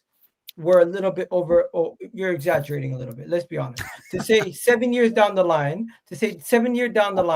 we're in the same position would assume that we're back in 5th, 4th, challenging for Champions League. 7 years ago, when he came in, we wasn't favourites to win the league. 7 years later, 7 years ago, we weren't and all these signings, we're still not. One second. 7 years ago, we weren't even favorites to get top 4. Now we have expectations where we're trying to challenge for the league, and not winning the league is considered failure. Back then, finishing 4th was considered, you know what? We had a good season. Wrap it up. Let's go again next year. That's what it was. No, it weren't. It weren't. Bro, those are your own words. What are you talking about? You want me to play the video again? You want me to play the video? The video's sarcasm, and you don't even know what fucking year it is. You don't even know what year that video's from. Igal. No, but you can't say that sarcasm, Lee. You can't say that sarcasm. Well, I know what sarcasm is. If you can't deduce sarcasm, that's not my problem. Let me land a minute. My point is that we have to play the video. No, my point is, I should not be feeling the way I'm feeling going into a new season. I would have thought under this manager, further down the line, 7 years in, not an individual. I get it. I get why people want to question decisions. But when you win a football match, what the fuck is your life? Seriously. Come on, man. We've won the game. And our job this season was to get in the top 4. We're well on course to do that. If we win all of our games, we finish 4th. End of debate. End of story. End of debate. End of story. Tell me what year it was. I told you earlier. Tell me what year it was. Tell me who was the manager. I don't care what the. No, you don't care, and that's my point. You don't fact check nothing, which is why you get hotted up every time I'm on it. We see you sarcastic on a regular basis. No. Igal. Okay, chat. Was that sarcasm or not? What year was it? Find the video. Who was the manager? Lee, you've given a gal a pot of gold. No, Igal thinks he can hang on to that. He's gonna. That was Unai Emery as manager. Unai Emery as manager just got the job. He can eat off of that. Yeah, that's all he's got, bruv. I've got millions of clips. Me and Northside have got fucking Igal files, bruv. We got Igal files there, ain't you? Really? Come on. That file sounds crazy, but yeah, go on. let me bring this back, man. I don't want to go through this again, man. We've already done that clip. All I'm saying is that man. Let me get D in, because D's been sat patiently. We can't sit here and say we were the same position we were when I've never heard these top gooners so quiet, by the way. I can't lie. No, I've been enjoying this show. I like sometimes you got to listen, man. I know it's every day. Yeah, because you have to listen to the realism. Watch it, drink it in. We can't sit here first game of the season. 4 out of the 8 of you guys, 4 out of the 8 on the panel believe the season's already over. Yeah. Right? Then you got some other people saying that we're in the same position we were before Saka even came in the team, and Aubameyang and Lacazette were still the main men. Like, what? Well, they got 72 GA, because I know you love GA. And the reality they got 72 GA, no? Oh, thank you. So it don't mean nothing. So why do you do Cole Palmer GA then when he's one shit? No, hold up. So if their 72 GA didn't count for nothing because they never won nothing in that season, yeah? Why the fuck are you posting out the other day on your Twitter account? Cole Palmer's got 1 non-penalty goal since January the 14th, yeah? When he's just won 2 trophies. Stop. There's a difference between... I was asking a question. Cole Palmer's cool with my people. He was chilling with Liban in Dubai. I'm good. Nobody cares. We didn't ask that. 72 GA won nothing. Cole Palmer one non-penalty GA. Yeah, 1 non-penalty goal since Jan 14th. He's won 2 trophies since then. What's your point? Good for him. I'm happy Cole Palmer does well. That's 26 and 1, by the way. I rate the guy. I don't rate Chelsea, but I rate the guy. He's a cool brother. No, he'll say it's 26-2 because he played the same clip twice. Oh yeah, that's it. Yeah. Let me bring in D, man, because D's been mad quiet. I'm surprised he ain't rage quit. He's been. He's about to rage quit, guys. He's about to rage quit. Yeah, because my little boy walked into the room. I gotta go. No, big up, Igal. If you gotta go, man, you gotta go. It's calm. You gotta go. Yeah. He's gonna put himself on camera off. Okay, that's calm. D, you've been mad quiet, bro, because you've been taking it in, but I don't know. I've seen you positive tonight. I'm feeling you're deflated and a bit depressed, man. I don't know if it's been a mad influence from us, but at the same time, I know deep down you are feeling the heat a little bit with where things are going at the moment at the Arsenal, man. But I wanted to ask you a question about the Tony Adams thing very quickly, because I see that you were actually like one that said, nah, don't respect what he said, think it's out of order. And Yeah. I was surprised by that, bro, because I was one who believed it was great what he said. I thought it was spot on, and I actually don't think it's a mad dig at Martin Odegaard. I think it's a dig at Mikel Arteta, in my opinion. That's where I took it. So go on, man, talk to me. You know what it is? When people say with Tony Adams, like the first thing with Tony Adams, yeah, he's actually helped like 3 of my actual friends that were footballers that were alcoholics. That's the actual truth. Nice. He's actually helped 3 of them, Love like that, real. So they've actually gone through the system. So they really actually know the system. They've told me all about it. They know everything. You know what I'm saying? But I just felt like, you see, with Tony Adams in particular, yeah, people always class him as like the legend and the main captain and all that type of stuff. Yeah, but I feel like sometimes what's understood doesn't need to be explained. I feel like everybody knows that subject and that topic. I think we all kind of have the same type of feeling about it. And I felt like what you're saying, you created a circus around, like, if you notice for that next 3 days, it was all about that.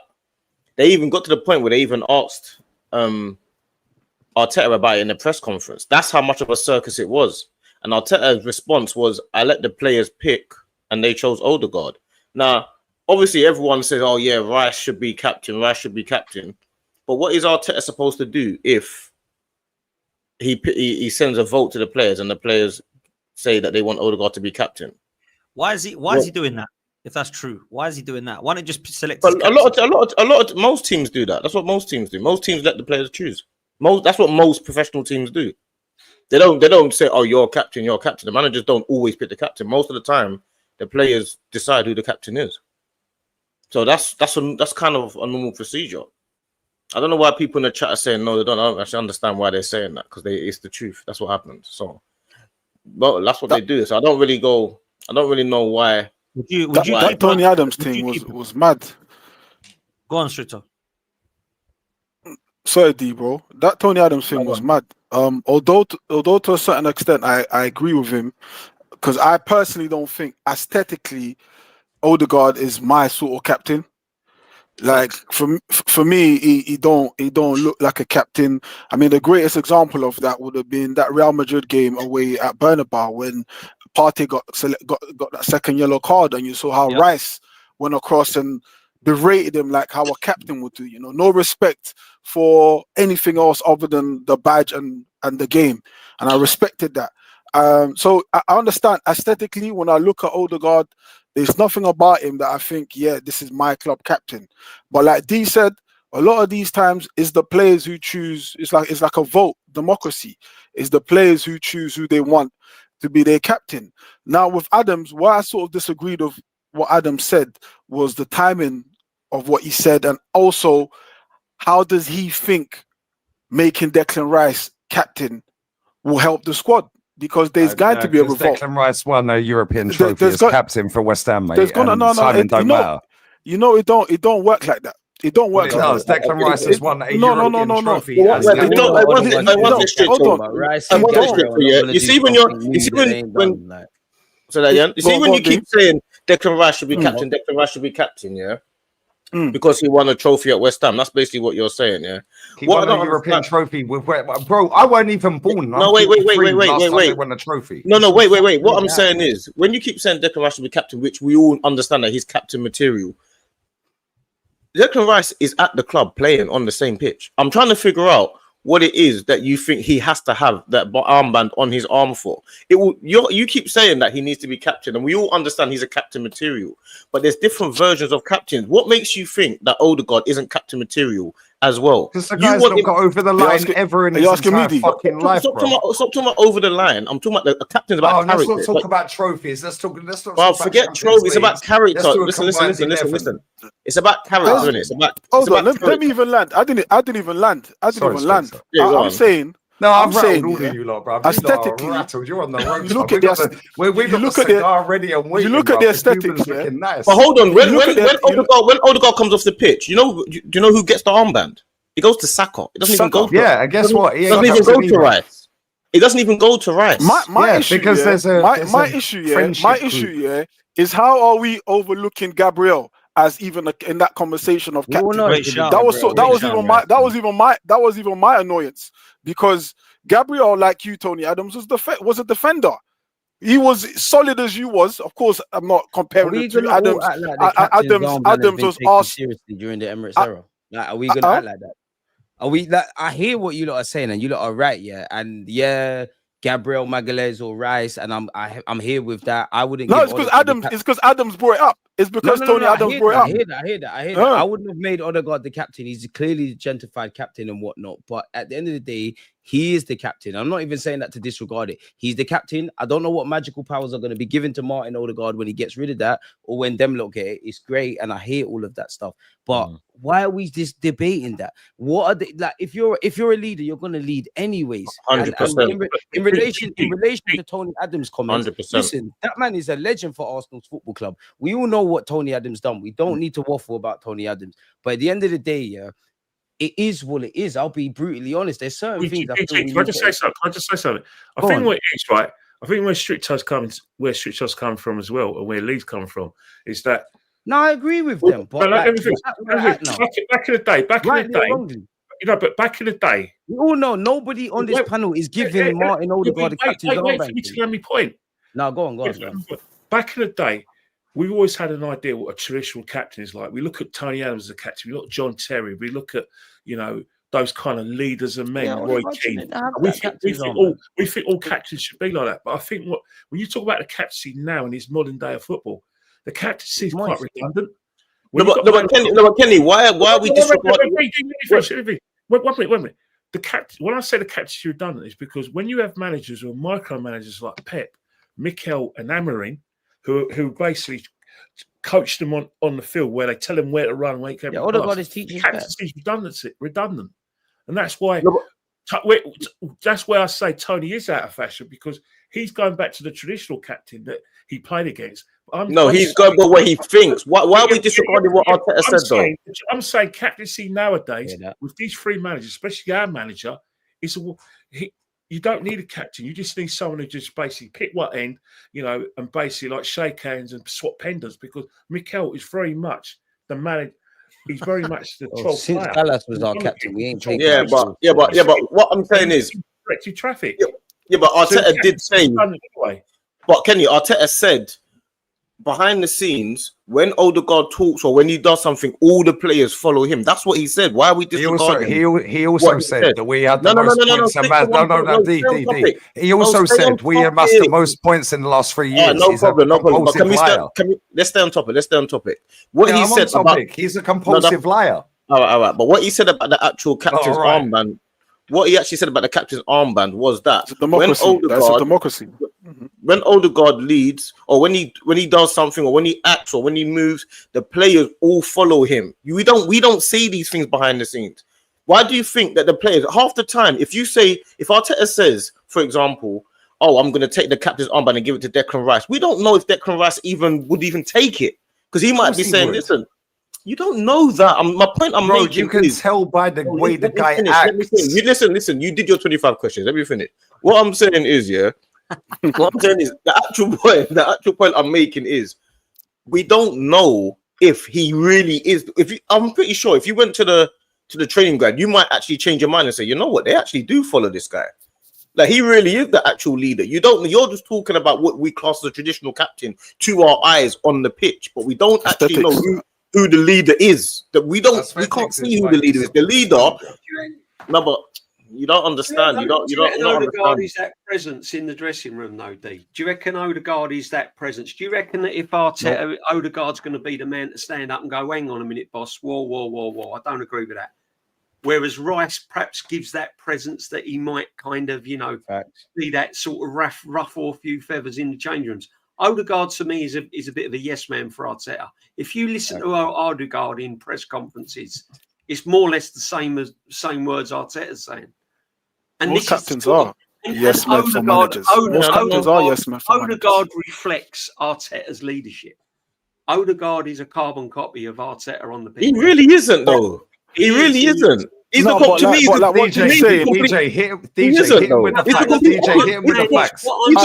Who's Man City's captain? Arteta is a maniac. Odegaard's not a maniac. Who's Man City's captain? Who's Man City's captain? What I'm saying is right. Bernardo Silva.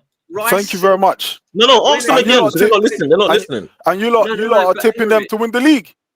when Tony Adams expressed passionately. No, let's talk about that. Bernardo Silva's Man when he City's expressed, captain. No, but hang on. Yeah, that man are better All than I'm us, saying man, is, do you So you're wrong. We've got no Rice, fall in it. do you reckon Rice gives that option of being that kind of more physical presence in the changing room? Someone that's going to probably question the manager. Whereas I Not don't really. get- Not really. That sounds more Gabriel to me. That sounds more like Gabriel to me. You know what this is? You know what this is? Gabriel or Rice, but I'm not. What I'm saying is, I'm not getting that from Odegaard. I can't imagine Odegaard in the changing rooms questioning the manager or standing up against. But the captain is not. The captain is not there. The captain is not about questioning the man. That's not.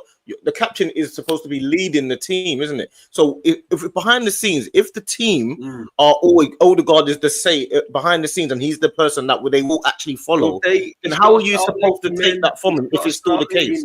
He's got to start leading him because I've. One second. Does it matter? Does it matter who the actual captain is if we have multiple leaders on the pitch? Yes, it does, because you all cast out Tony Adams for what he said, yeah? And the whole reason we all support this club is we watch Tony Adams lift multiple trophies and have a statue, mate. No. What in terms of the Tony Adams thing, my thing was one sec, Igal. My thing with the Tony Adams thing. Wait, one sec. My thing with the Tony Adams thing was about the fact that it's going to create a circus. If you're such a captain and Tony Adams is such a captain, he should know. He's got the mentality, right? So he should know that this is going to create a circus around the club. Why is it North Korea, bro? He got asked his opinion and he gave his opinion. Why are you trying to silence him? And then I gave my opinion. And I gave my opinion. So why are you silencing that? And your opinion went against a guy that has a statue outside our ground that won 4 league titles, our last European trophy, a cup double. Yeah, very disrespected. The way these men go on, when Thierry Henry says anything against this manager, anyone who says it's a cult, bro, it's a sex. What are you talking? What are you talking about? Bro, I see your quote. You're coming with legend in quote tweet. You're coming with your buzzwords. You're coming with your buzzwords. Listen, I'm going with buzzwords. Cool. I'll show you your actual comment. Yeah, I'll show you your actual comment. Yeah, you're actually coming with buzzwords. Your actual comment. Do you want me to show you? The fact of the matter is, the fact of the matter is. No, I'll show you your actual comment. But I know my comment. Came out with Rice is better than Arteta. That lit up the fireworks. That's when everyone jumped on the bandwagon. Yeah, it's a cult. The point I'm making is nobody actually knows who is the actual leader behind the scenes. That's the point I'm making. Thank you. Which is why the club's are fucking shambles, because nobody knows who's leading. It's the blind leading the blind. Oh my God! Let me finish what I'm saying. Let me say what you're saying. Bro, I'm gonna find your quote. When it comes to this, we used to complain that we don't have enough leaders. Now we have multiple leaders. We're complaining. But you also cried when Unai Emery said we have a leadership group. Fuck Unai Emery. Arteta does it. Oh my God, Arteta's a genius. Fuck Unai Emery. He's obsessed with Emery. He's obsessed with Emery. Fuck Unai Emery, bro. What do you love Emery? He loves Emery. Fuck Unai Emery. Let me tell you. So you said fuck Unai Emery, yeah? Till this guy, the day this guy dies, yeah, he will never, ever. Arteta will never, ever win more trophies than Unai Emery, mate. You're gonna sit here all day talking about Unai Emery, bring it back to frigging something that's irrelevant every single time. It's not irrelevant. It's the leader of our club. The main point is, any one of you guys knows it doesn't matter who the actual captain is. If you have multiple leaders on the pitch, if you have multiple leaders on the pitch, they all have different roles. Defensively, Gabriel's the captain of the back line. Odegaard is one of the guys in the midfield holding everything together. Then you have the attack. You have certain people who are doing their job. All over the pitch, you have leaders and people who step up. There's people who lead by example. There's people who are raw. And we don't win nothing, mate. Okay, cool. Let me play this clip of Igal, yeah? Let me play this clip of Igal real quick, yeah, please. Please, Igal. This is Igal, yeah? Let's go. I've got a million clips of you, my bro. Bro, I've been right for the whole time he's been here. So that's against Igal. That's not against me. No, I've been right the whole time he's been here. I said on the 25th of November 2019, this guy amounts to fuck all. No, but Leeds, do you care more about Arsenal winning or you being right? Which one is it? No, I care about Arsenal winning. My hatred for this manager is less than my want to win. You get more enjoyment. Why does it seem like you get more enjoyment? Because you can't comprehend. You can't comprehend facts-based evidence, my friend. That's why. Just say And you watch way too many clips which you don't know the dates of. Yeah. You don't know when that clip's from. What year's that clip from? Tell me the exact date of that clip. Who was the manager? What game it was, and so on and so forth. You can't. Let me ask you a question. D-Gal, before I'm going to play this clip and you can ask the question. This is D-Gal, yeah? His words sat in his car in his Datsun, bruv. Play your clip, man. Play your clip. Man. Let's go.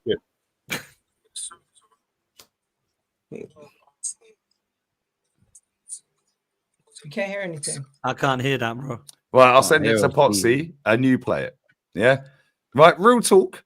Yeah, these old. I'm sick and tired. The video's out there, bro. I don't understand. It's there. All of my videos are out. Yeah, no, but this is my point. Yeah, you're cussing off Tony Adams because he's came out and said it. Okay, cool. I'll play it again because you can't. Say what he says. That'll be quicker than we'll. I'm sick and tired about the circus around the club. These old Arsenal legends coming out. Yeah, 1 second. You've created a circus around the club and fed of these old Arsenal legends because they're coming out and saying this and that. Yeah. Well, hold on a minute. No, you stop the whole thing, bruv. How can Tony Adams, who has a statue as real talk, yeah, respectfully, bro. Yeah, you grew up on Tony Adams lifting trophies. Bro, listen to what I'm saying to you. Listen to you. How are you sitting there? No, I will listen. You have to hear what the person said. You have to hear what the response is. The point I'm making. Your words. I'm using your words, bro. If you actually watch the video, you will see that my thing is about creating a circus and the timing of it. Now, what someone actually listen. How does that stop us winning? Let me finish. I will tell you. The point I'm making is about the circus and creating. Now, what someone actually, the point that they actually made to me was, oh, you don't know if this was recorded at this time, which is a fair point that they made. And I thought, okay, I haven't thought of that before. But the actual point I'm making is Tony Adams knows that it's going to create a circus. Not only that, Tony Adams also criticized Arsene Wenger, telling him that he can't create defensive football and he should be bringing from the stadium. Listen, that he should actually bring Tony Adams. He said, I should be part of the defensive coaching team. Did you know that? Yeah, I did know that. And you think that was right? You think that was right of him to do that because he should be part of the defensive coaching? Yeah, because he's the greatest defender ever to play in English football, mate. And he should be criticizing Arsene Wenger, our greatest ever manager. You think that's okay? Because guess what? He's the greatest centre back ever to play in English football. Yeah, bar none. The only one that's come close to it. He's not the greatest centre back to ever play in English football. Yes, he is. He's better than him. John Terry is millimeters behind him, by the way. Yeah, them two are the greatest centre backs I've seen in my lifetime. Yeah, Tony Adams was the youngest captain. But doesn't mean you can't criticize Adams. What Adams says, bro. No, you can't. I'm not saying that. But my point is, the point is, Tony Adams was the youngest captain of our club at that time. Blah blah blah. This guy's got a fucking statue. Let's just separate the legend from what he actually said. Let's delve. So what he actually said was factually correct. How is it factually correct when Arteta we ain't going to win nothing with Odegaard? We ain't going to win nothing with this manager. And guess what? We ain't won fuck all. Arteta told you that the players picked Odegaard. That's what he told you. Yeah, how is he saying factually correct? Points in the last 3 years. That's factually incorrect. He also told us we're the best team in Europe. Factually incorrect. He also told it. No, it's not off topic. You want to talk about facts? Stay on captaincy. Stay on captaincy. No. See, this is what you do, D. Yeah, and I'm not allowing this. Yeah, what you said. Yeah. Oh, we're going off topic. No, the manager said this. Your words. He said that the players picked the captain. Yes. He also said we got most points in the last 3 years. So we know he's a liar because Man City have. He also said we're the best team in Europe. He's a liar. Ain't my fault you got copium and hopium, bruv. Yeah? The fact and reality is this guy has not won fuck all. I just say the problem is I say exactly what I think. I don't have to worry about what anyone else thinks. I go off. I don't have to do anything else for anyone. I don't have to follow nobody. We would not be having. I do what I do, and I say what I say. This is the facts of it. So as simple as that. You look. Listen. You can say. So you can say that you think because Tony Adams says something that's gospel to you. That's fine. It's not gospel to me. If I don't believe in it, then I don't believe in it. So whatever Okay, Tony cool, Adams but says to you, you believe in the listen. aesthetics and your If that's emotions whatever on the Tony Adams, thing. if Tony Adams told you something and you believe everything he says, then that's up to you. Tony Adams, he was a manager, and everything he said didn't come to light, did it? Okay, It didn't cool. work Okay, out as a manager, did it? fantastic. Let me stop you right there, yeah? No, Cool. I don't want to stop right No, there. no, because you don't want the narrative. Tony Adams was a shit manager. Tony Adams. Tony Adams was because I'm sick of you people chatting shit, and I've had 2 months of you people You've been chatting talking too much. You talk too much. No, because you lot have chatted 2 months straight without me talking. Who's you lot? I talk for myself.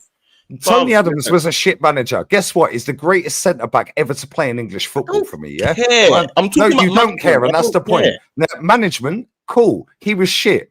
However, this manager is shit and won 1 trophy more than him and managed longer than him. And Tony Adams, hold up, wait a minute. Tony Adams was one of the greatest players ever to play for our club, and respect the statue outside that ground. Yeah.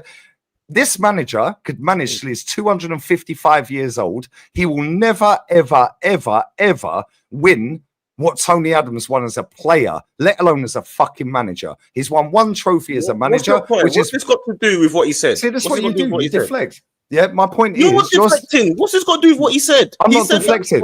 He was talking facts and you got your feelings, bro. Listen, I didn't get my feelings. What are you talking about? Tony Adams helped 3 of my bedrooms. What are you talking about? Tony Adams has a statue. Where's Mikel Arteta's statue at any club he's played for? Why do you keep talking about Arteta?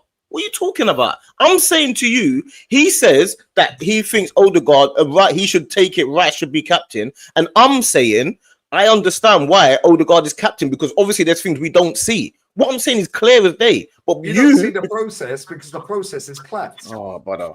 All right. Let's me close with this question. Igal's had a stinker, bro. Let me close with this. Let me close with this question, man. What's this? What am I hearing? I don't know what I'm hearing. But yeah, why am I hearing stuff? Can anyone else hear this? Mind games. No, we can't hear it clearly. Yeah, I can hear it. Yeah, I can hear it. I don't know who it's coming from, but whoever it is, mute yourself, man. Igal's muted, right? Is it Igal? Yeah, it's Igal. It's not Igal. It wasn't Igal. Igal was muted. I don't know what was muted the whole time. That's not me. It's about respect, bro. Yeah, the captain, one of the greatest, if not the greatest captain of our club in my lifetime. Yeah, comes out when he knows how to get over the line. Yeah, has won everything. Yeah, calls out the captain that's won fuck all in his entire career and has got most PR since 15. The perfect fucking captain for this idiot that's got the most PR, that's won 1 trophy, binned everyone, spent $1 billion and won fuck all. Yeah, and he comes out, he gets asked a question, and it's like, oh, it's wrong timing. Nobody cares. How does that stop you winning a fucking trophy? Stop saying nobody cares. All right. Nobody cares. Stop saying nobody cares because you don't care. You lot care. You lot care. No, listen. There's not no you lot. You keep saying the same thing over and over again. So whatever Tony Adams says to you can be right to you. That's up to you. That's how you feel. That guy is fucking Mr. All right. Has Tony Adams ever been wrong to you? No, because he's Mr. Arsenal. He's never been wrong. He can't be wrong to you. No, because he won trophies. There we go. That's the answer.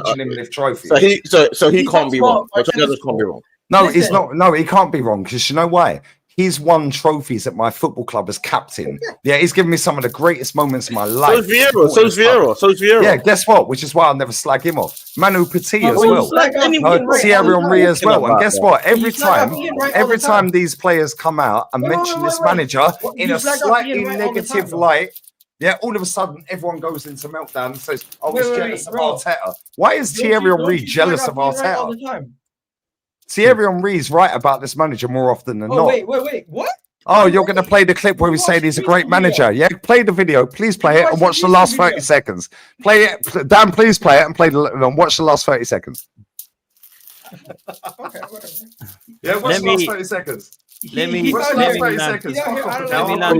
Lee said Tony Adams can't be wrong. I just realized. 100% Tony Adams can be wrong, bro. Let's not. No, he can't because let's not do that. Tony Adams can never be wrong, innit? He can be wrong, bro. Of course he can be wrong. He's a human being, bro. Watch the last 30 seconds. Tremendous job. Do I think he should get the sack? Do I think that Mikel Arteta is doing a great job? Tremendous job. Do I think he should get the sack? Hell no. Am I going to think that we're going to win the league this year? Yes.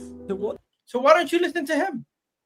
He has a statue. Why don't you just play the rest of the clip and watch the last 30 seconds, mate? How about that? You want me to play a minute? Play the whole clip. Play it whole clip. Go to the last 30 seconds, Igal. Just whiz it across because they've all seen it. I think. Just go to the last. No, 30. What does he say? Play the whole clip. Play the whole clip, Dan. Facts from the king. Hold up, motherfucker. Calm down, because what he said in that thing is, should Arteta be sacked? He said no. Do you think you're going to win the league? He said yes. But you're telling me that. Wait, just 1 second. So, do you think Henry can be wrong? Henry's never wrong. Oh, so Arteta should not be sacked then. Yeah, keep him for as long as you want. No. I don't want your sarcasm. Don't be sarcastic. Be normal.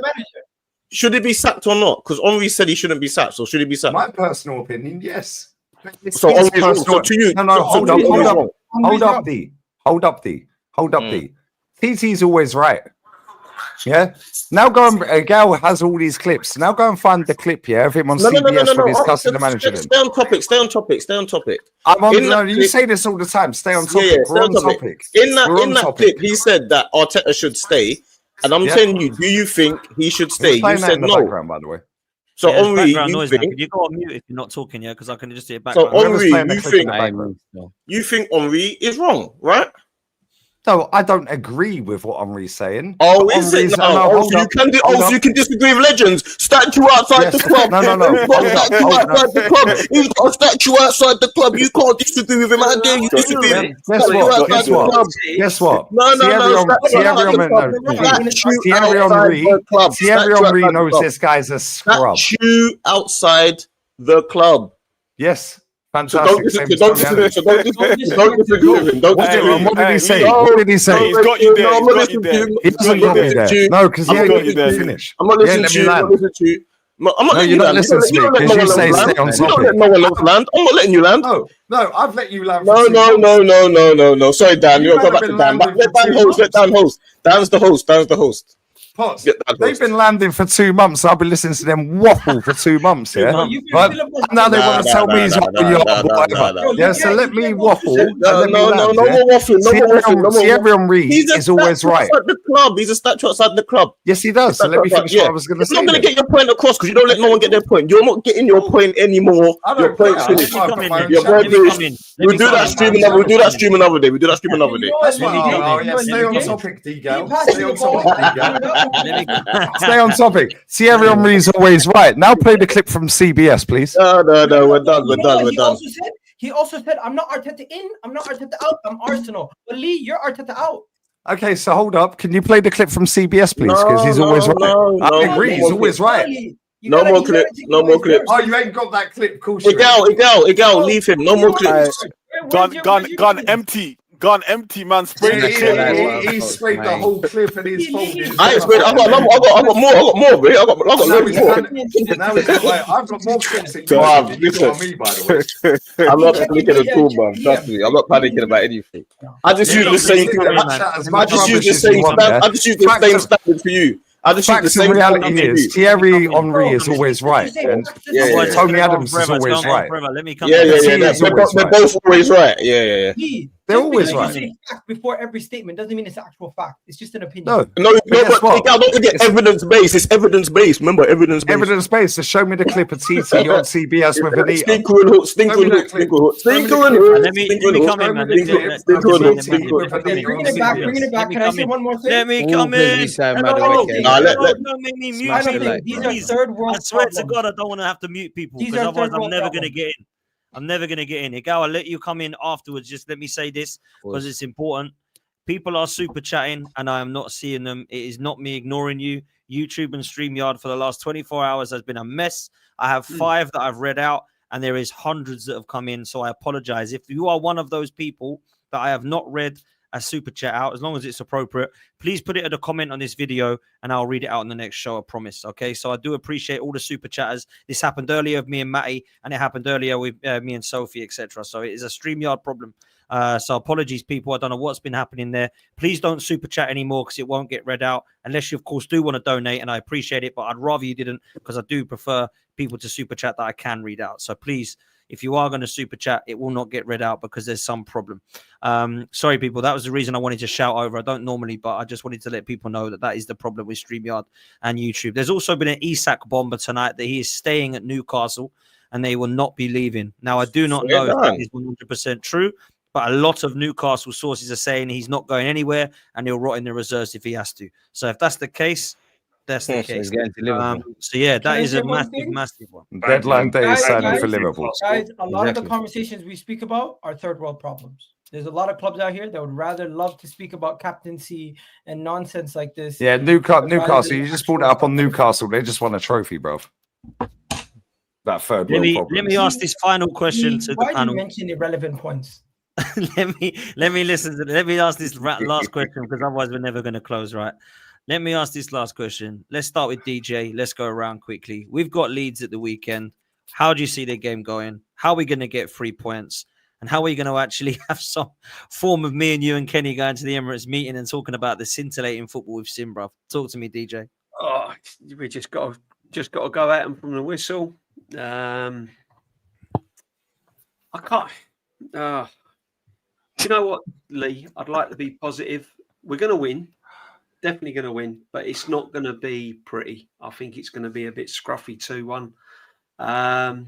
Saka's got to play obviously better than what he did at Old Trafford. He's got to find a little bit more freedom. It's all about who he puts on the left, to be honest with you. I wouldn't start Martinelli, to be honest. I wouldn't start Martinelli on the left. Who would you start on the left? Madueke? Or Trossard? Yeah, I'd go Trossard on the left if that's who he's put his, if that's the reason why he's signed, if that's the reason why he's offered him more wages, go with Trossard on the left because Martinelli's not really producing.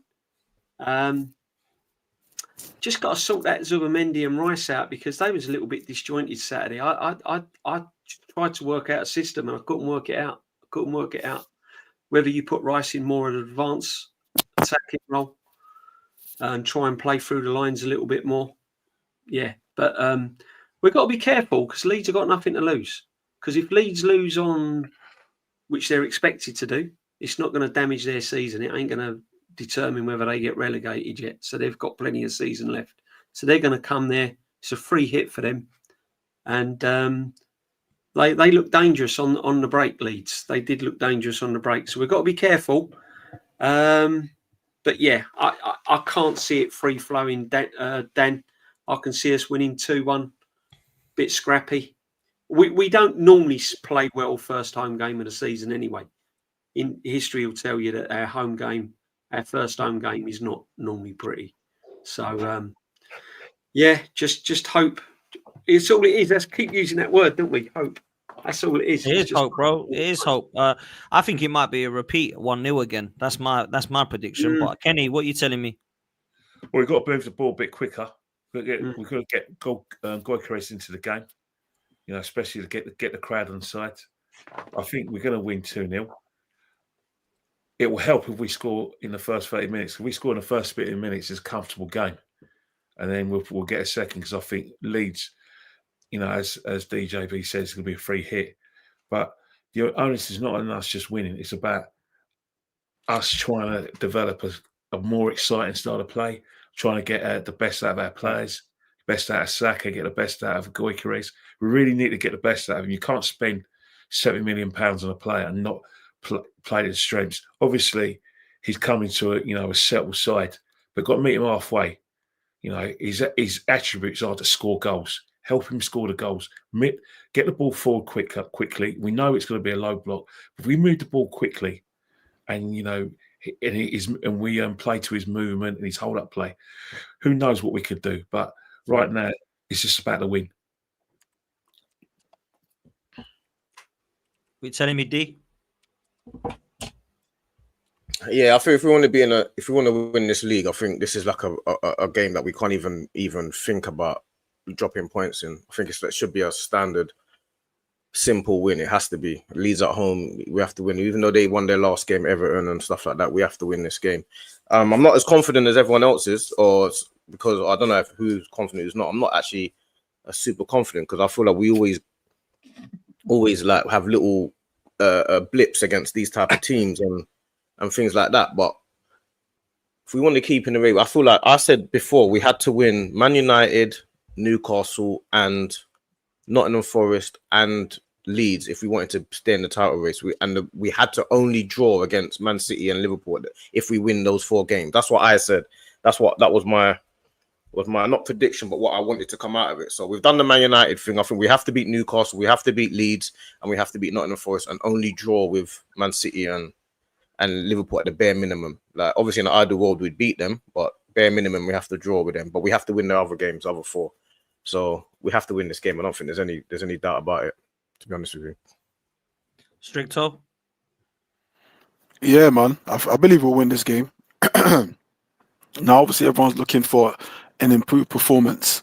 I actually thought in that Man United game, I thought we would play, would improve the performance in the second half, and that wasn't the case. So I'm hoping it's not me expecting a better performance and then when we don't perform. But ultimately, what does matter is the result. And maybe this is that season where we're not having the performances, but we're having the result. Because sometimes what they say about insanity is always doing the same thing and expecting the same outcome. So maybe it might be a different thing that we're doing this season.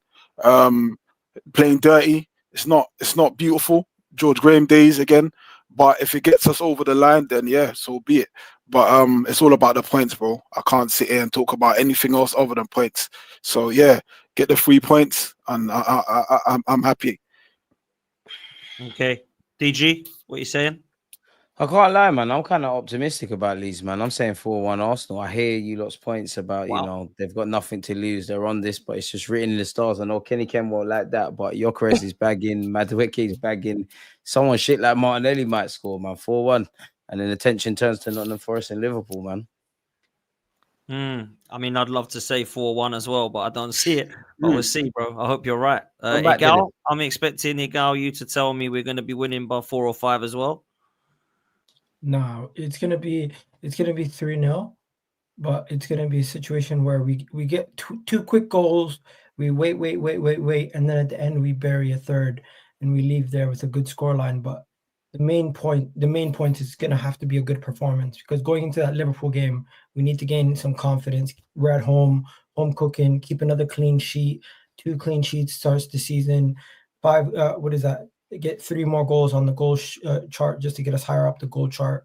Hopefully we see a draw between Man City and Tottenham, and then we go higher up the table, go into that top of the table clash versus Liverpool next week. My main thing that I'm going to be looking for is to see how much better they do on the transition, and how much better we do with trying to make runs, because the runs that we were making versus Man United, we were not leaving enough space for each other. It was kind of like we were on top of each other. So hopefully they just find better spacing, make better runs. And yeah, I'm looking forward to the game. I think it's going to be a high-scoring game and people are going to enjoy it. So 3-0 to the Arsenal. Okay, interesting, man. Very interesting. Guns, what are you telling me? Well, me and Igal actually agree. I'm going 3-0. Yeah, I predicted that on the pod earlier with the lads. Pick up Kenny and DJB, and Jez and Matty. I'm going 3-0.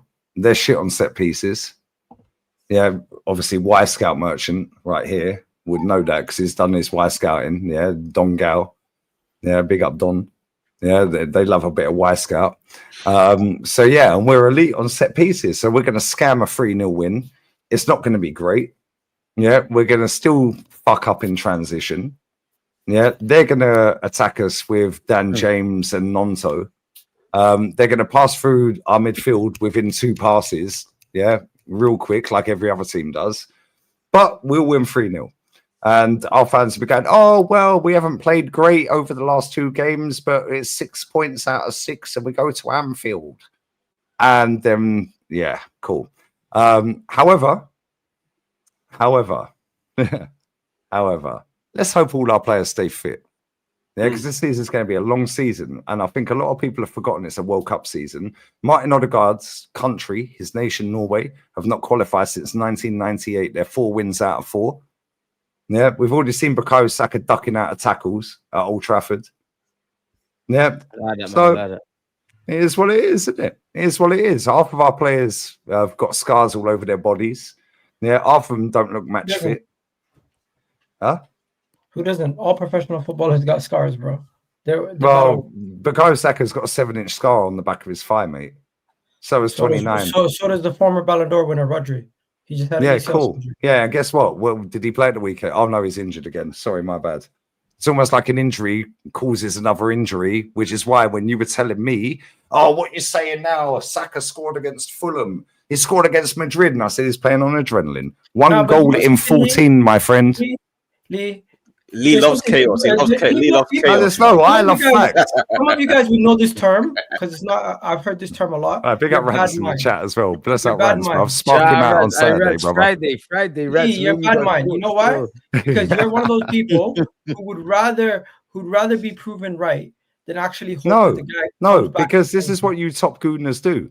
You think I'd rather be proven right. You're bottom feeder. You love to talk negative. That's what of course. That's haram. Hey, Kenny and DJB, yeah. I need to be like Kenny and DJB because these two are too mature.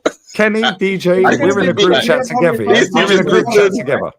I need to be like them too. I need to be more like. I'm not going to say nothing. Kenny and DJ are in a group chat with me, and we speak on a daily basis. Yeah.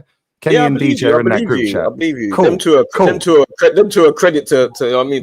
They're a credit to everyone. They're just too grown. I'm in a group chat with him. Yeah, the group chat's called Arteta Out, by the way.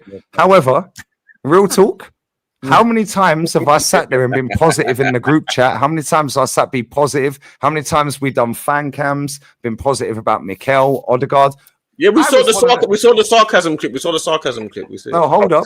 I said that Martin Odegaard, by the way, was one of our best 3 players at the weekend. Well, all you he was.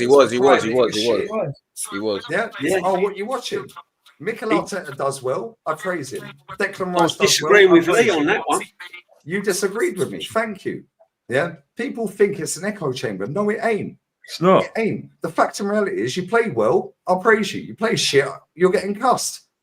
There's a rumor in that group chat that when Gyökeres scored, Kenny did this. Yeah, Hey, Dan, and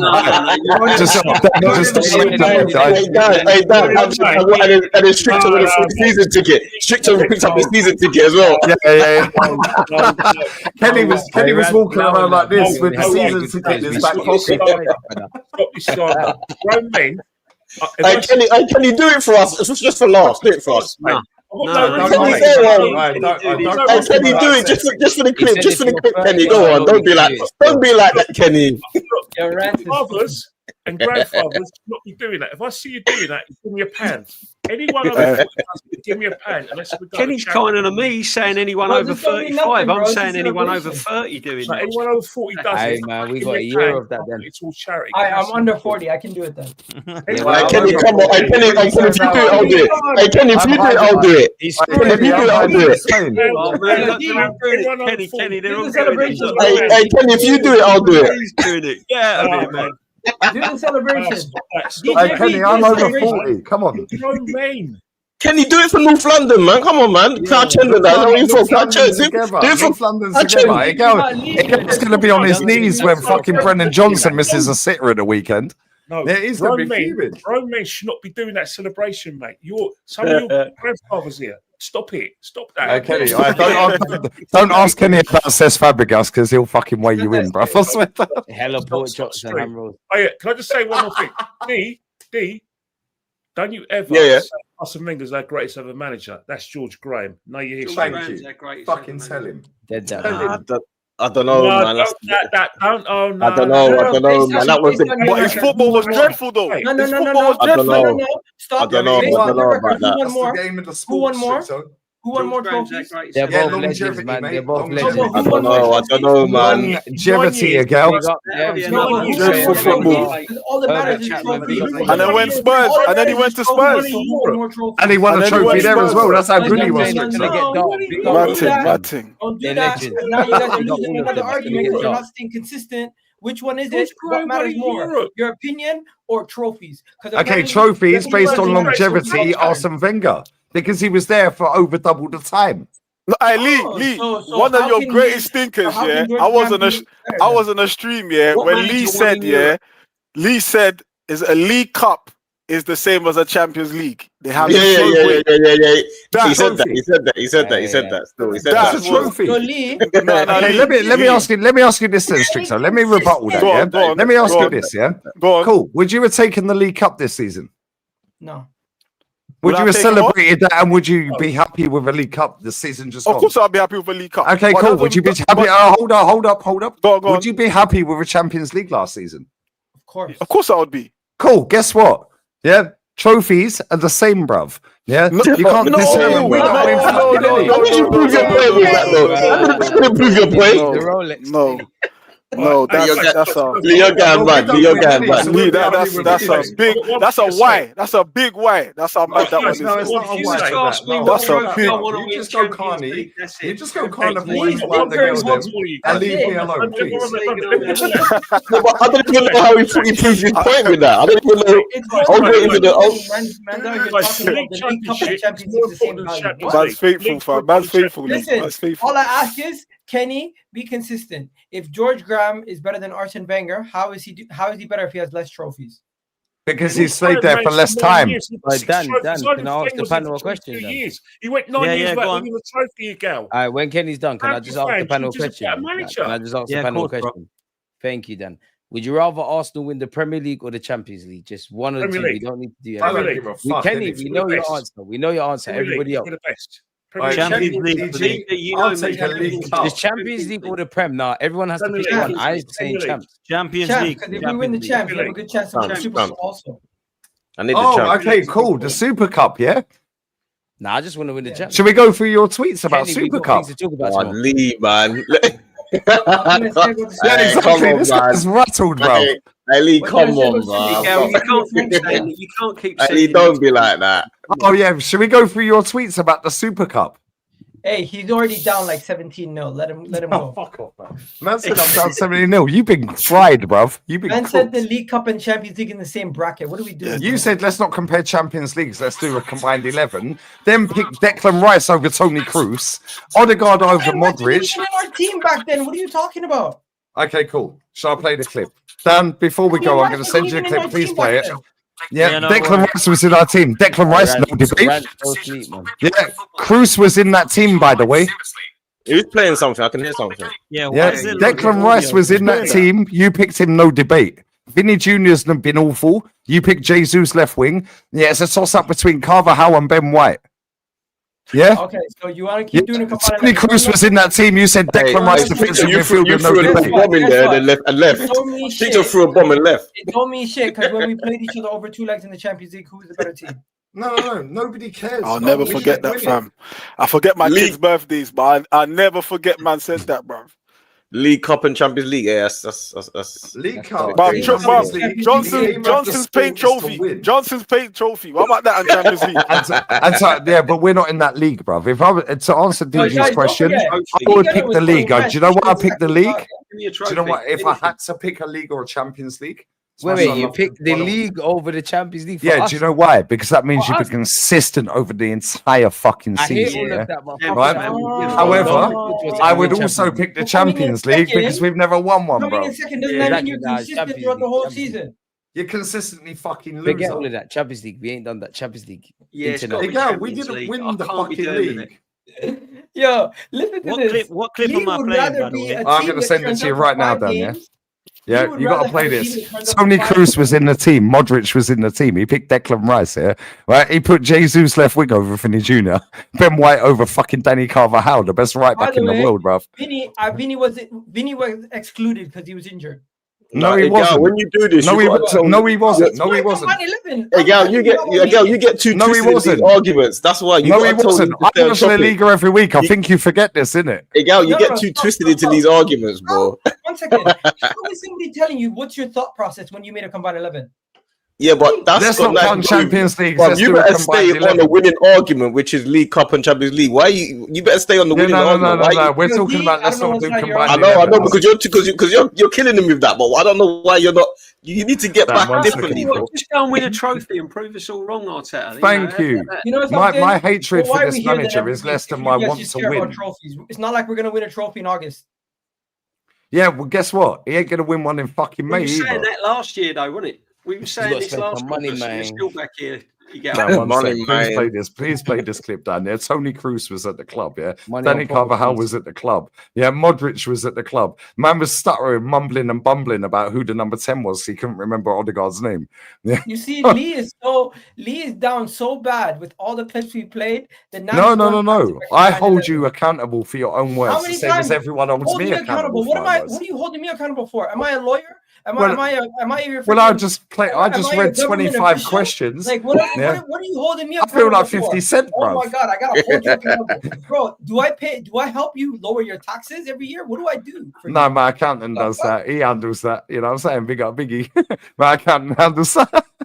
No, you know something? When Here we you go, keep Dan. saying holding the club accountable, you guys do realize every single fan said we don't want Madueke. The club doesn't give a shit. Yeah, and guess what? Now he's here. You're backing him blindly. I'm saying prove you because deserve once to a be player here. wears the Arsenal shirt, I'm gonna give them a clean slate and give them a check. Okay, thank you. So you're I'm with deluded.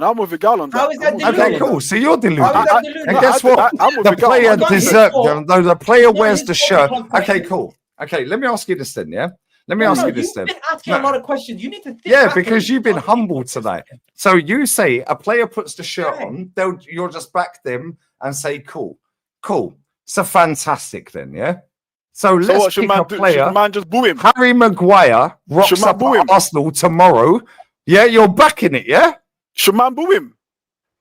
Bro. Yeah, Lee, because guess what? Tonight, by the way, no, he's asked me a question. Let me answer. Nobody asked you Real a question. Madrid You booed their started- fucking team off at half time tonight. Yeah, his first La Liga game, they booed him off. Yeah, Xavi Alonso's team got booed off at half time. Yeah, We're not that Real was Madrid, interesting. bro. We're not They Real got their Madrid. hankies out, No bro. one cares. We're No not one Real cares. Madrid. No, nobody cares. That's the No We're one point. not Real cares. Madrid. We're not Guys, Real Madrid. guys, But No, so we're not far Real as a man Madrid. We're wears- some fans like you guys. Bro, no. I hate when man talk about holding this club accountable, bro. If you want to hold the club accountable, don't watch football, bro. Just stop. Just give it up. Do you understand? Why? Just It's give it not up. your career, brother. No, just give it up. Because there's no way you can hold the club. There's no way you can club. Then you gave Say up your again? season ticket, then run around like a cucaracha trying to get it back, and then went to the I next was doing game, bruv. I was doing sarcasm. I was Oh, doing sarcasm. fantastic. Thank Oh, you. tell them that's sarcasm. That was fantastic. sarcasm, bro. Yeah, you can but also do guess what? At least you got sarcasm, Sky bro. Sports email you, and you got the Sky Sports gig. Cool. That was sarcasm. No, Sky Sports was factually. Oh, you Come can on, just Lee, say, man. Yeah, you hey, can Stricto, hold you that. can Yeah, just fuck say off, do that. Hey, Stricto, my Tony Adams video. Hey, Stricto, my Tony Adams video. That was sarcasm, innit? What? That's what I'm saying. It's all sarcasm, brother. We're all Do you know what isn't sarcastic here. Get sarcasm? me? 21 fucking years without a title. Yeah, 1,890 days without a fucking trophy. Yeah, 32 years without, or 30, yeah, 30 fucking hell, it's fucking Why are we weird. counting Champions Leagues? Let's actually go through a combined 11. Courtois is injured, so I'm going to go David Raya. They don't have a left back of quality, so I'm going to go Zinchenko. Center back pairing, I'm going to go Gabriel and Saliba. I don't think any of their center backs are better than ours. It's a toss-up between Carvajal and Ben White, but I'd rather have Ben White. The midfield, Declan Rice is a defensive midfielder, no debate. Jude Bellingham is also in, no debate. And it comes down to Mudryk or Martin Odegaard, and I pick Martin Odegaard. I think Vinicius has been poor this season, so I'm going to go Rodrigo, Saka, and Gabriel Jesus. Let me know what you think. Let me know what you think. Yeah, you're chatting shit. Yeah, To be Tony fair to Cruz. Igal, Yeah, we Tony Cruz won was the at the game. club, and you picked Declan Rice. To be fair to Igal, we battered Madrid. No, but this was the year before. Oh, swear. Yeah, we didn't even play him. Maybe he was being sarcastic. No, maybe that's what it is. But guess what? Real Madrid have won 15 of them. We've won 13 league titles and 14 FA Cups. Yeah, I went to their And we fucking just signed stadium a the other left week winger, or we're gonna be with doing this Northside. We did the stadium tour. Bro, all you see is trophies as soon as you walk in there. Every single room is trophies. Their basketball team, they've got 1 billion trophies. They're all gold. Then they've got the Ballon d'Ors, and it has the year and the name of the player. Then they have the fucking Super Ballon d'Or with the gloves underneath it. Yeah, bruv. Yeah, you go Arsenal Stadium tour. Fuck off, man. Like, get out of here, brother. Yeah, as soon as you walk in, they're tucking you up anyway. €5 for a pint in the Bernabeu. Yeah, because the Spaniards are go, fuck you. Half-time tonight, they got booed off. Xavi Alonso's first league game, they got booed and the white hankies were out. Yeah. Oh, it's so toxic. Why aren't they trusting the process, Stricto? A new manager, he went invincible, no? Bro, these men also have bullfighting, bro. They do things different than we do over here.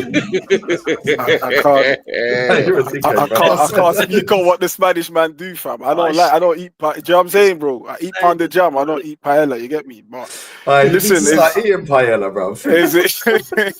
You need to have siestas and them things. Like, it's all different over there, you get me? Rum's thought a siesta was a cocktail, bro.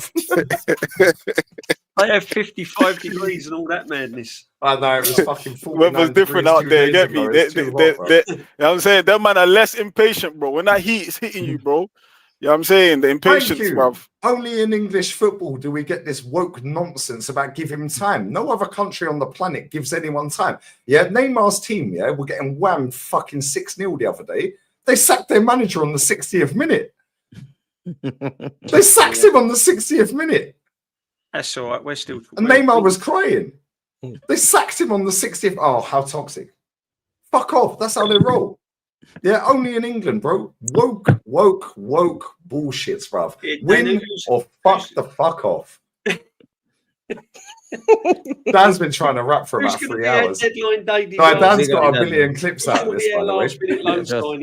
No, it's going to be Jadon Sancho. Last day of the season on a loan. No obligation. No obligation. Yeah, no obligation. No, Garnacho's going Chelsea. Yeah, it's been an elite stream. It's been a goated stream. It's been one of the best yet, I've got to say.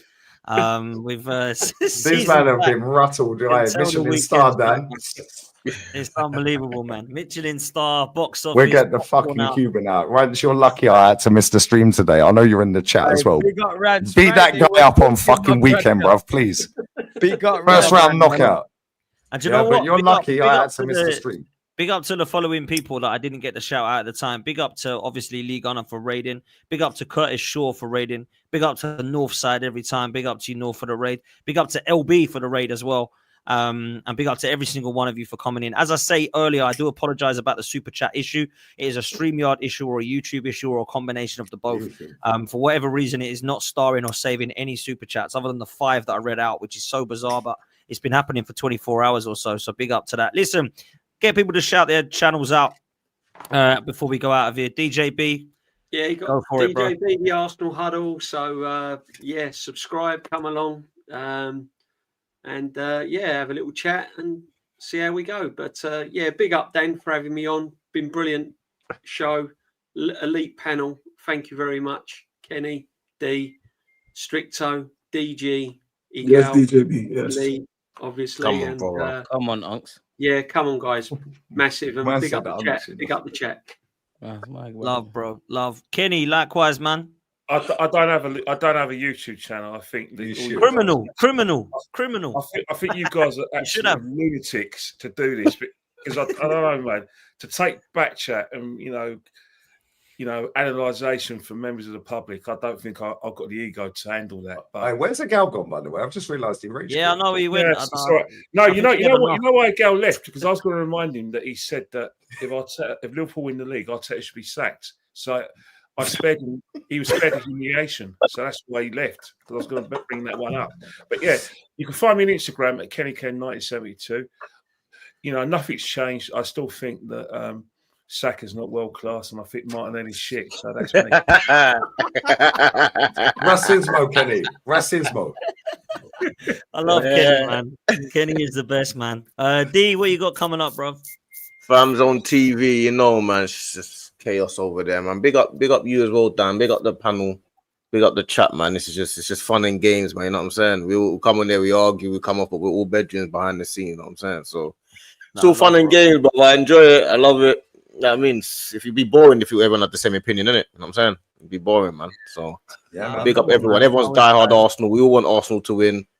Facts. We've got to find a way for us to win at the end of the day. As well, you got your back and forth. You didn't get your back and forth last week. I was trying to get it for ages, but it took me like 2 hours, bruv. I thought I wasn't going to get a popcorn. What does Dan do? Popcorn heated. I wasn't going to get one of them, bruv. I need one of them. I love big up you lot, man. Nah, every single one of you, man, absolute legends. This made me laugh from Rants, by the way. A girl's gone to Trossard's welcome home party. I rants, rants. Real talk, yeah. Rodrigo was a smokescreen for Trossard. Yeah. We got Rats, but don't get twisted. Rats Friday, Rats. If you're listening Friday, we got. Like, that's hilarious. Still, I'm not even gonna lie.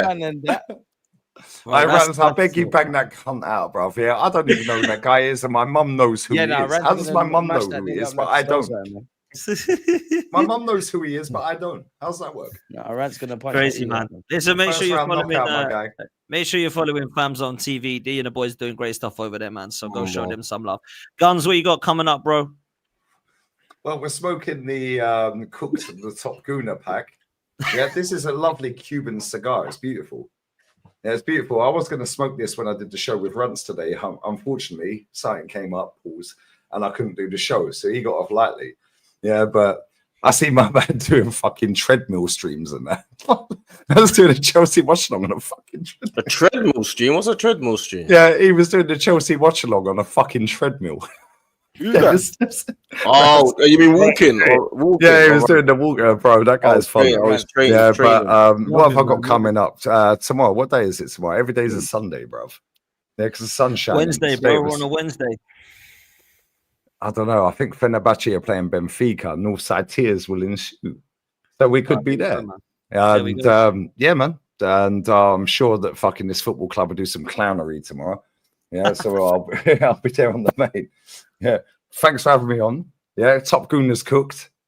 Yeah, lovely stuff. You had your 2 months of freedom. Mission to start chef back again. Self-praise is crazy though, but I hear you. Yeah, well, listen, bro. Yeah, I'm my best fan, bruv. Yeah, because I'll beat you up, man. It is what it is. You do work hard. I'll give you that. You do work hard. It ain't my fault that you're sitting there chatting shit about Tony Adams, bruv. Like real talk. Real talk. Yeah, ain't my fault you chat shit. I've already finished you on that. I already beat you on that. We've gone to the next point now. We're on DG now. Oh yeah, let's stay on topic. Yeah, that's your favorite quote, bruv. I'm gonna put that on a t-shirt. Yeah, I'll send you it for free. Stay on topic. Love, man. Make sure you're following Lee Gunner and Lee Reacts. Dilu did DG, my bro. What you got coming up? Come on, man. You know, if you subscribe to me, there's always videos out. Shout the panel, shout the chat. Hopefully, we win something this year, innit? Whether we do is another thing, innit? Exactly. Let's hope so, man. Let's hope so. And yeah, you'll see me and DG every Friday alternating as well. So big up to that. And Stricto, bro, thanks for coming on, man. And how can people follow you? What you got coming up? Yeah, people, man. Trying to be more active on the YouTube, man. So Stricto Strict. Make sure you run that up. And yeah, big up everyone on the stream. Big up the top gooners. Big up the bottom gooners as well. Do you know what I'm saying? Big up all. You was on the you had to scramble around to get your season ticket back when you threw it away, bro. Like, sarcasm, a bit of sarcasm. No, sarcasm. It was sarcasm. You're looking like a hot dog. What is that jacket, bro? Like real talk.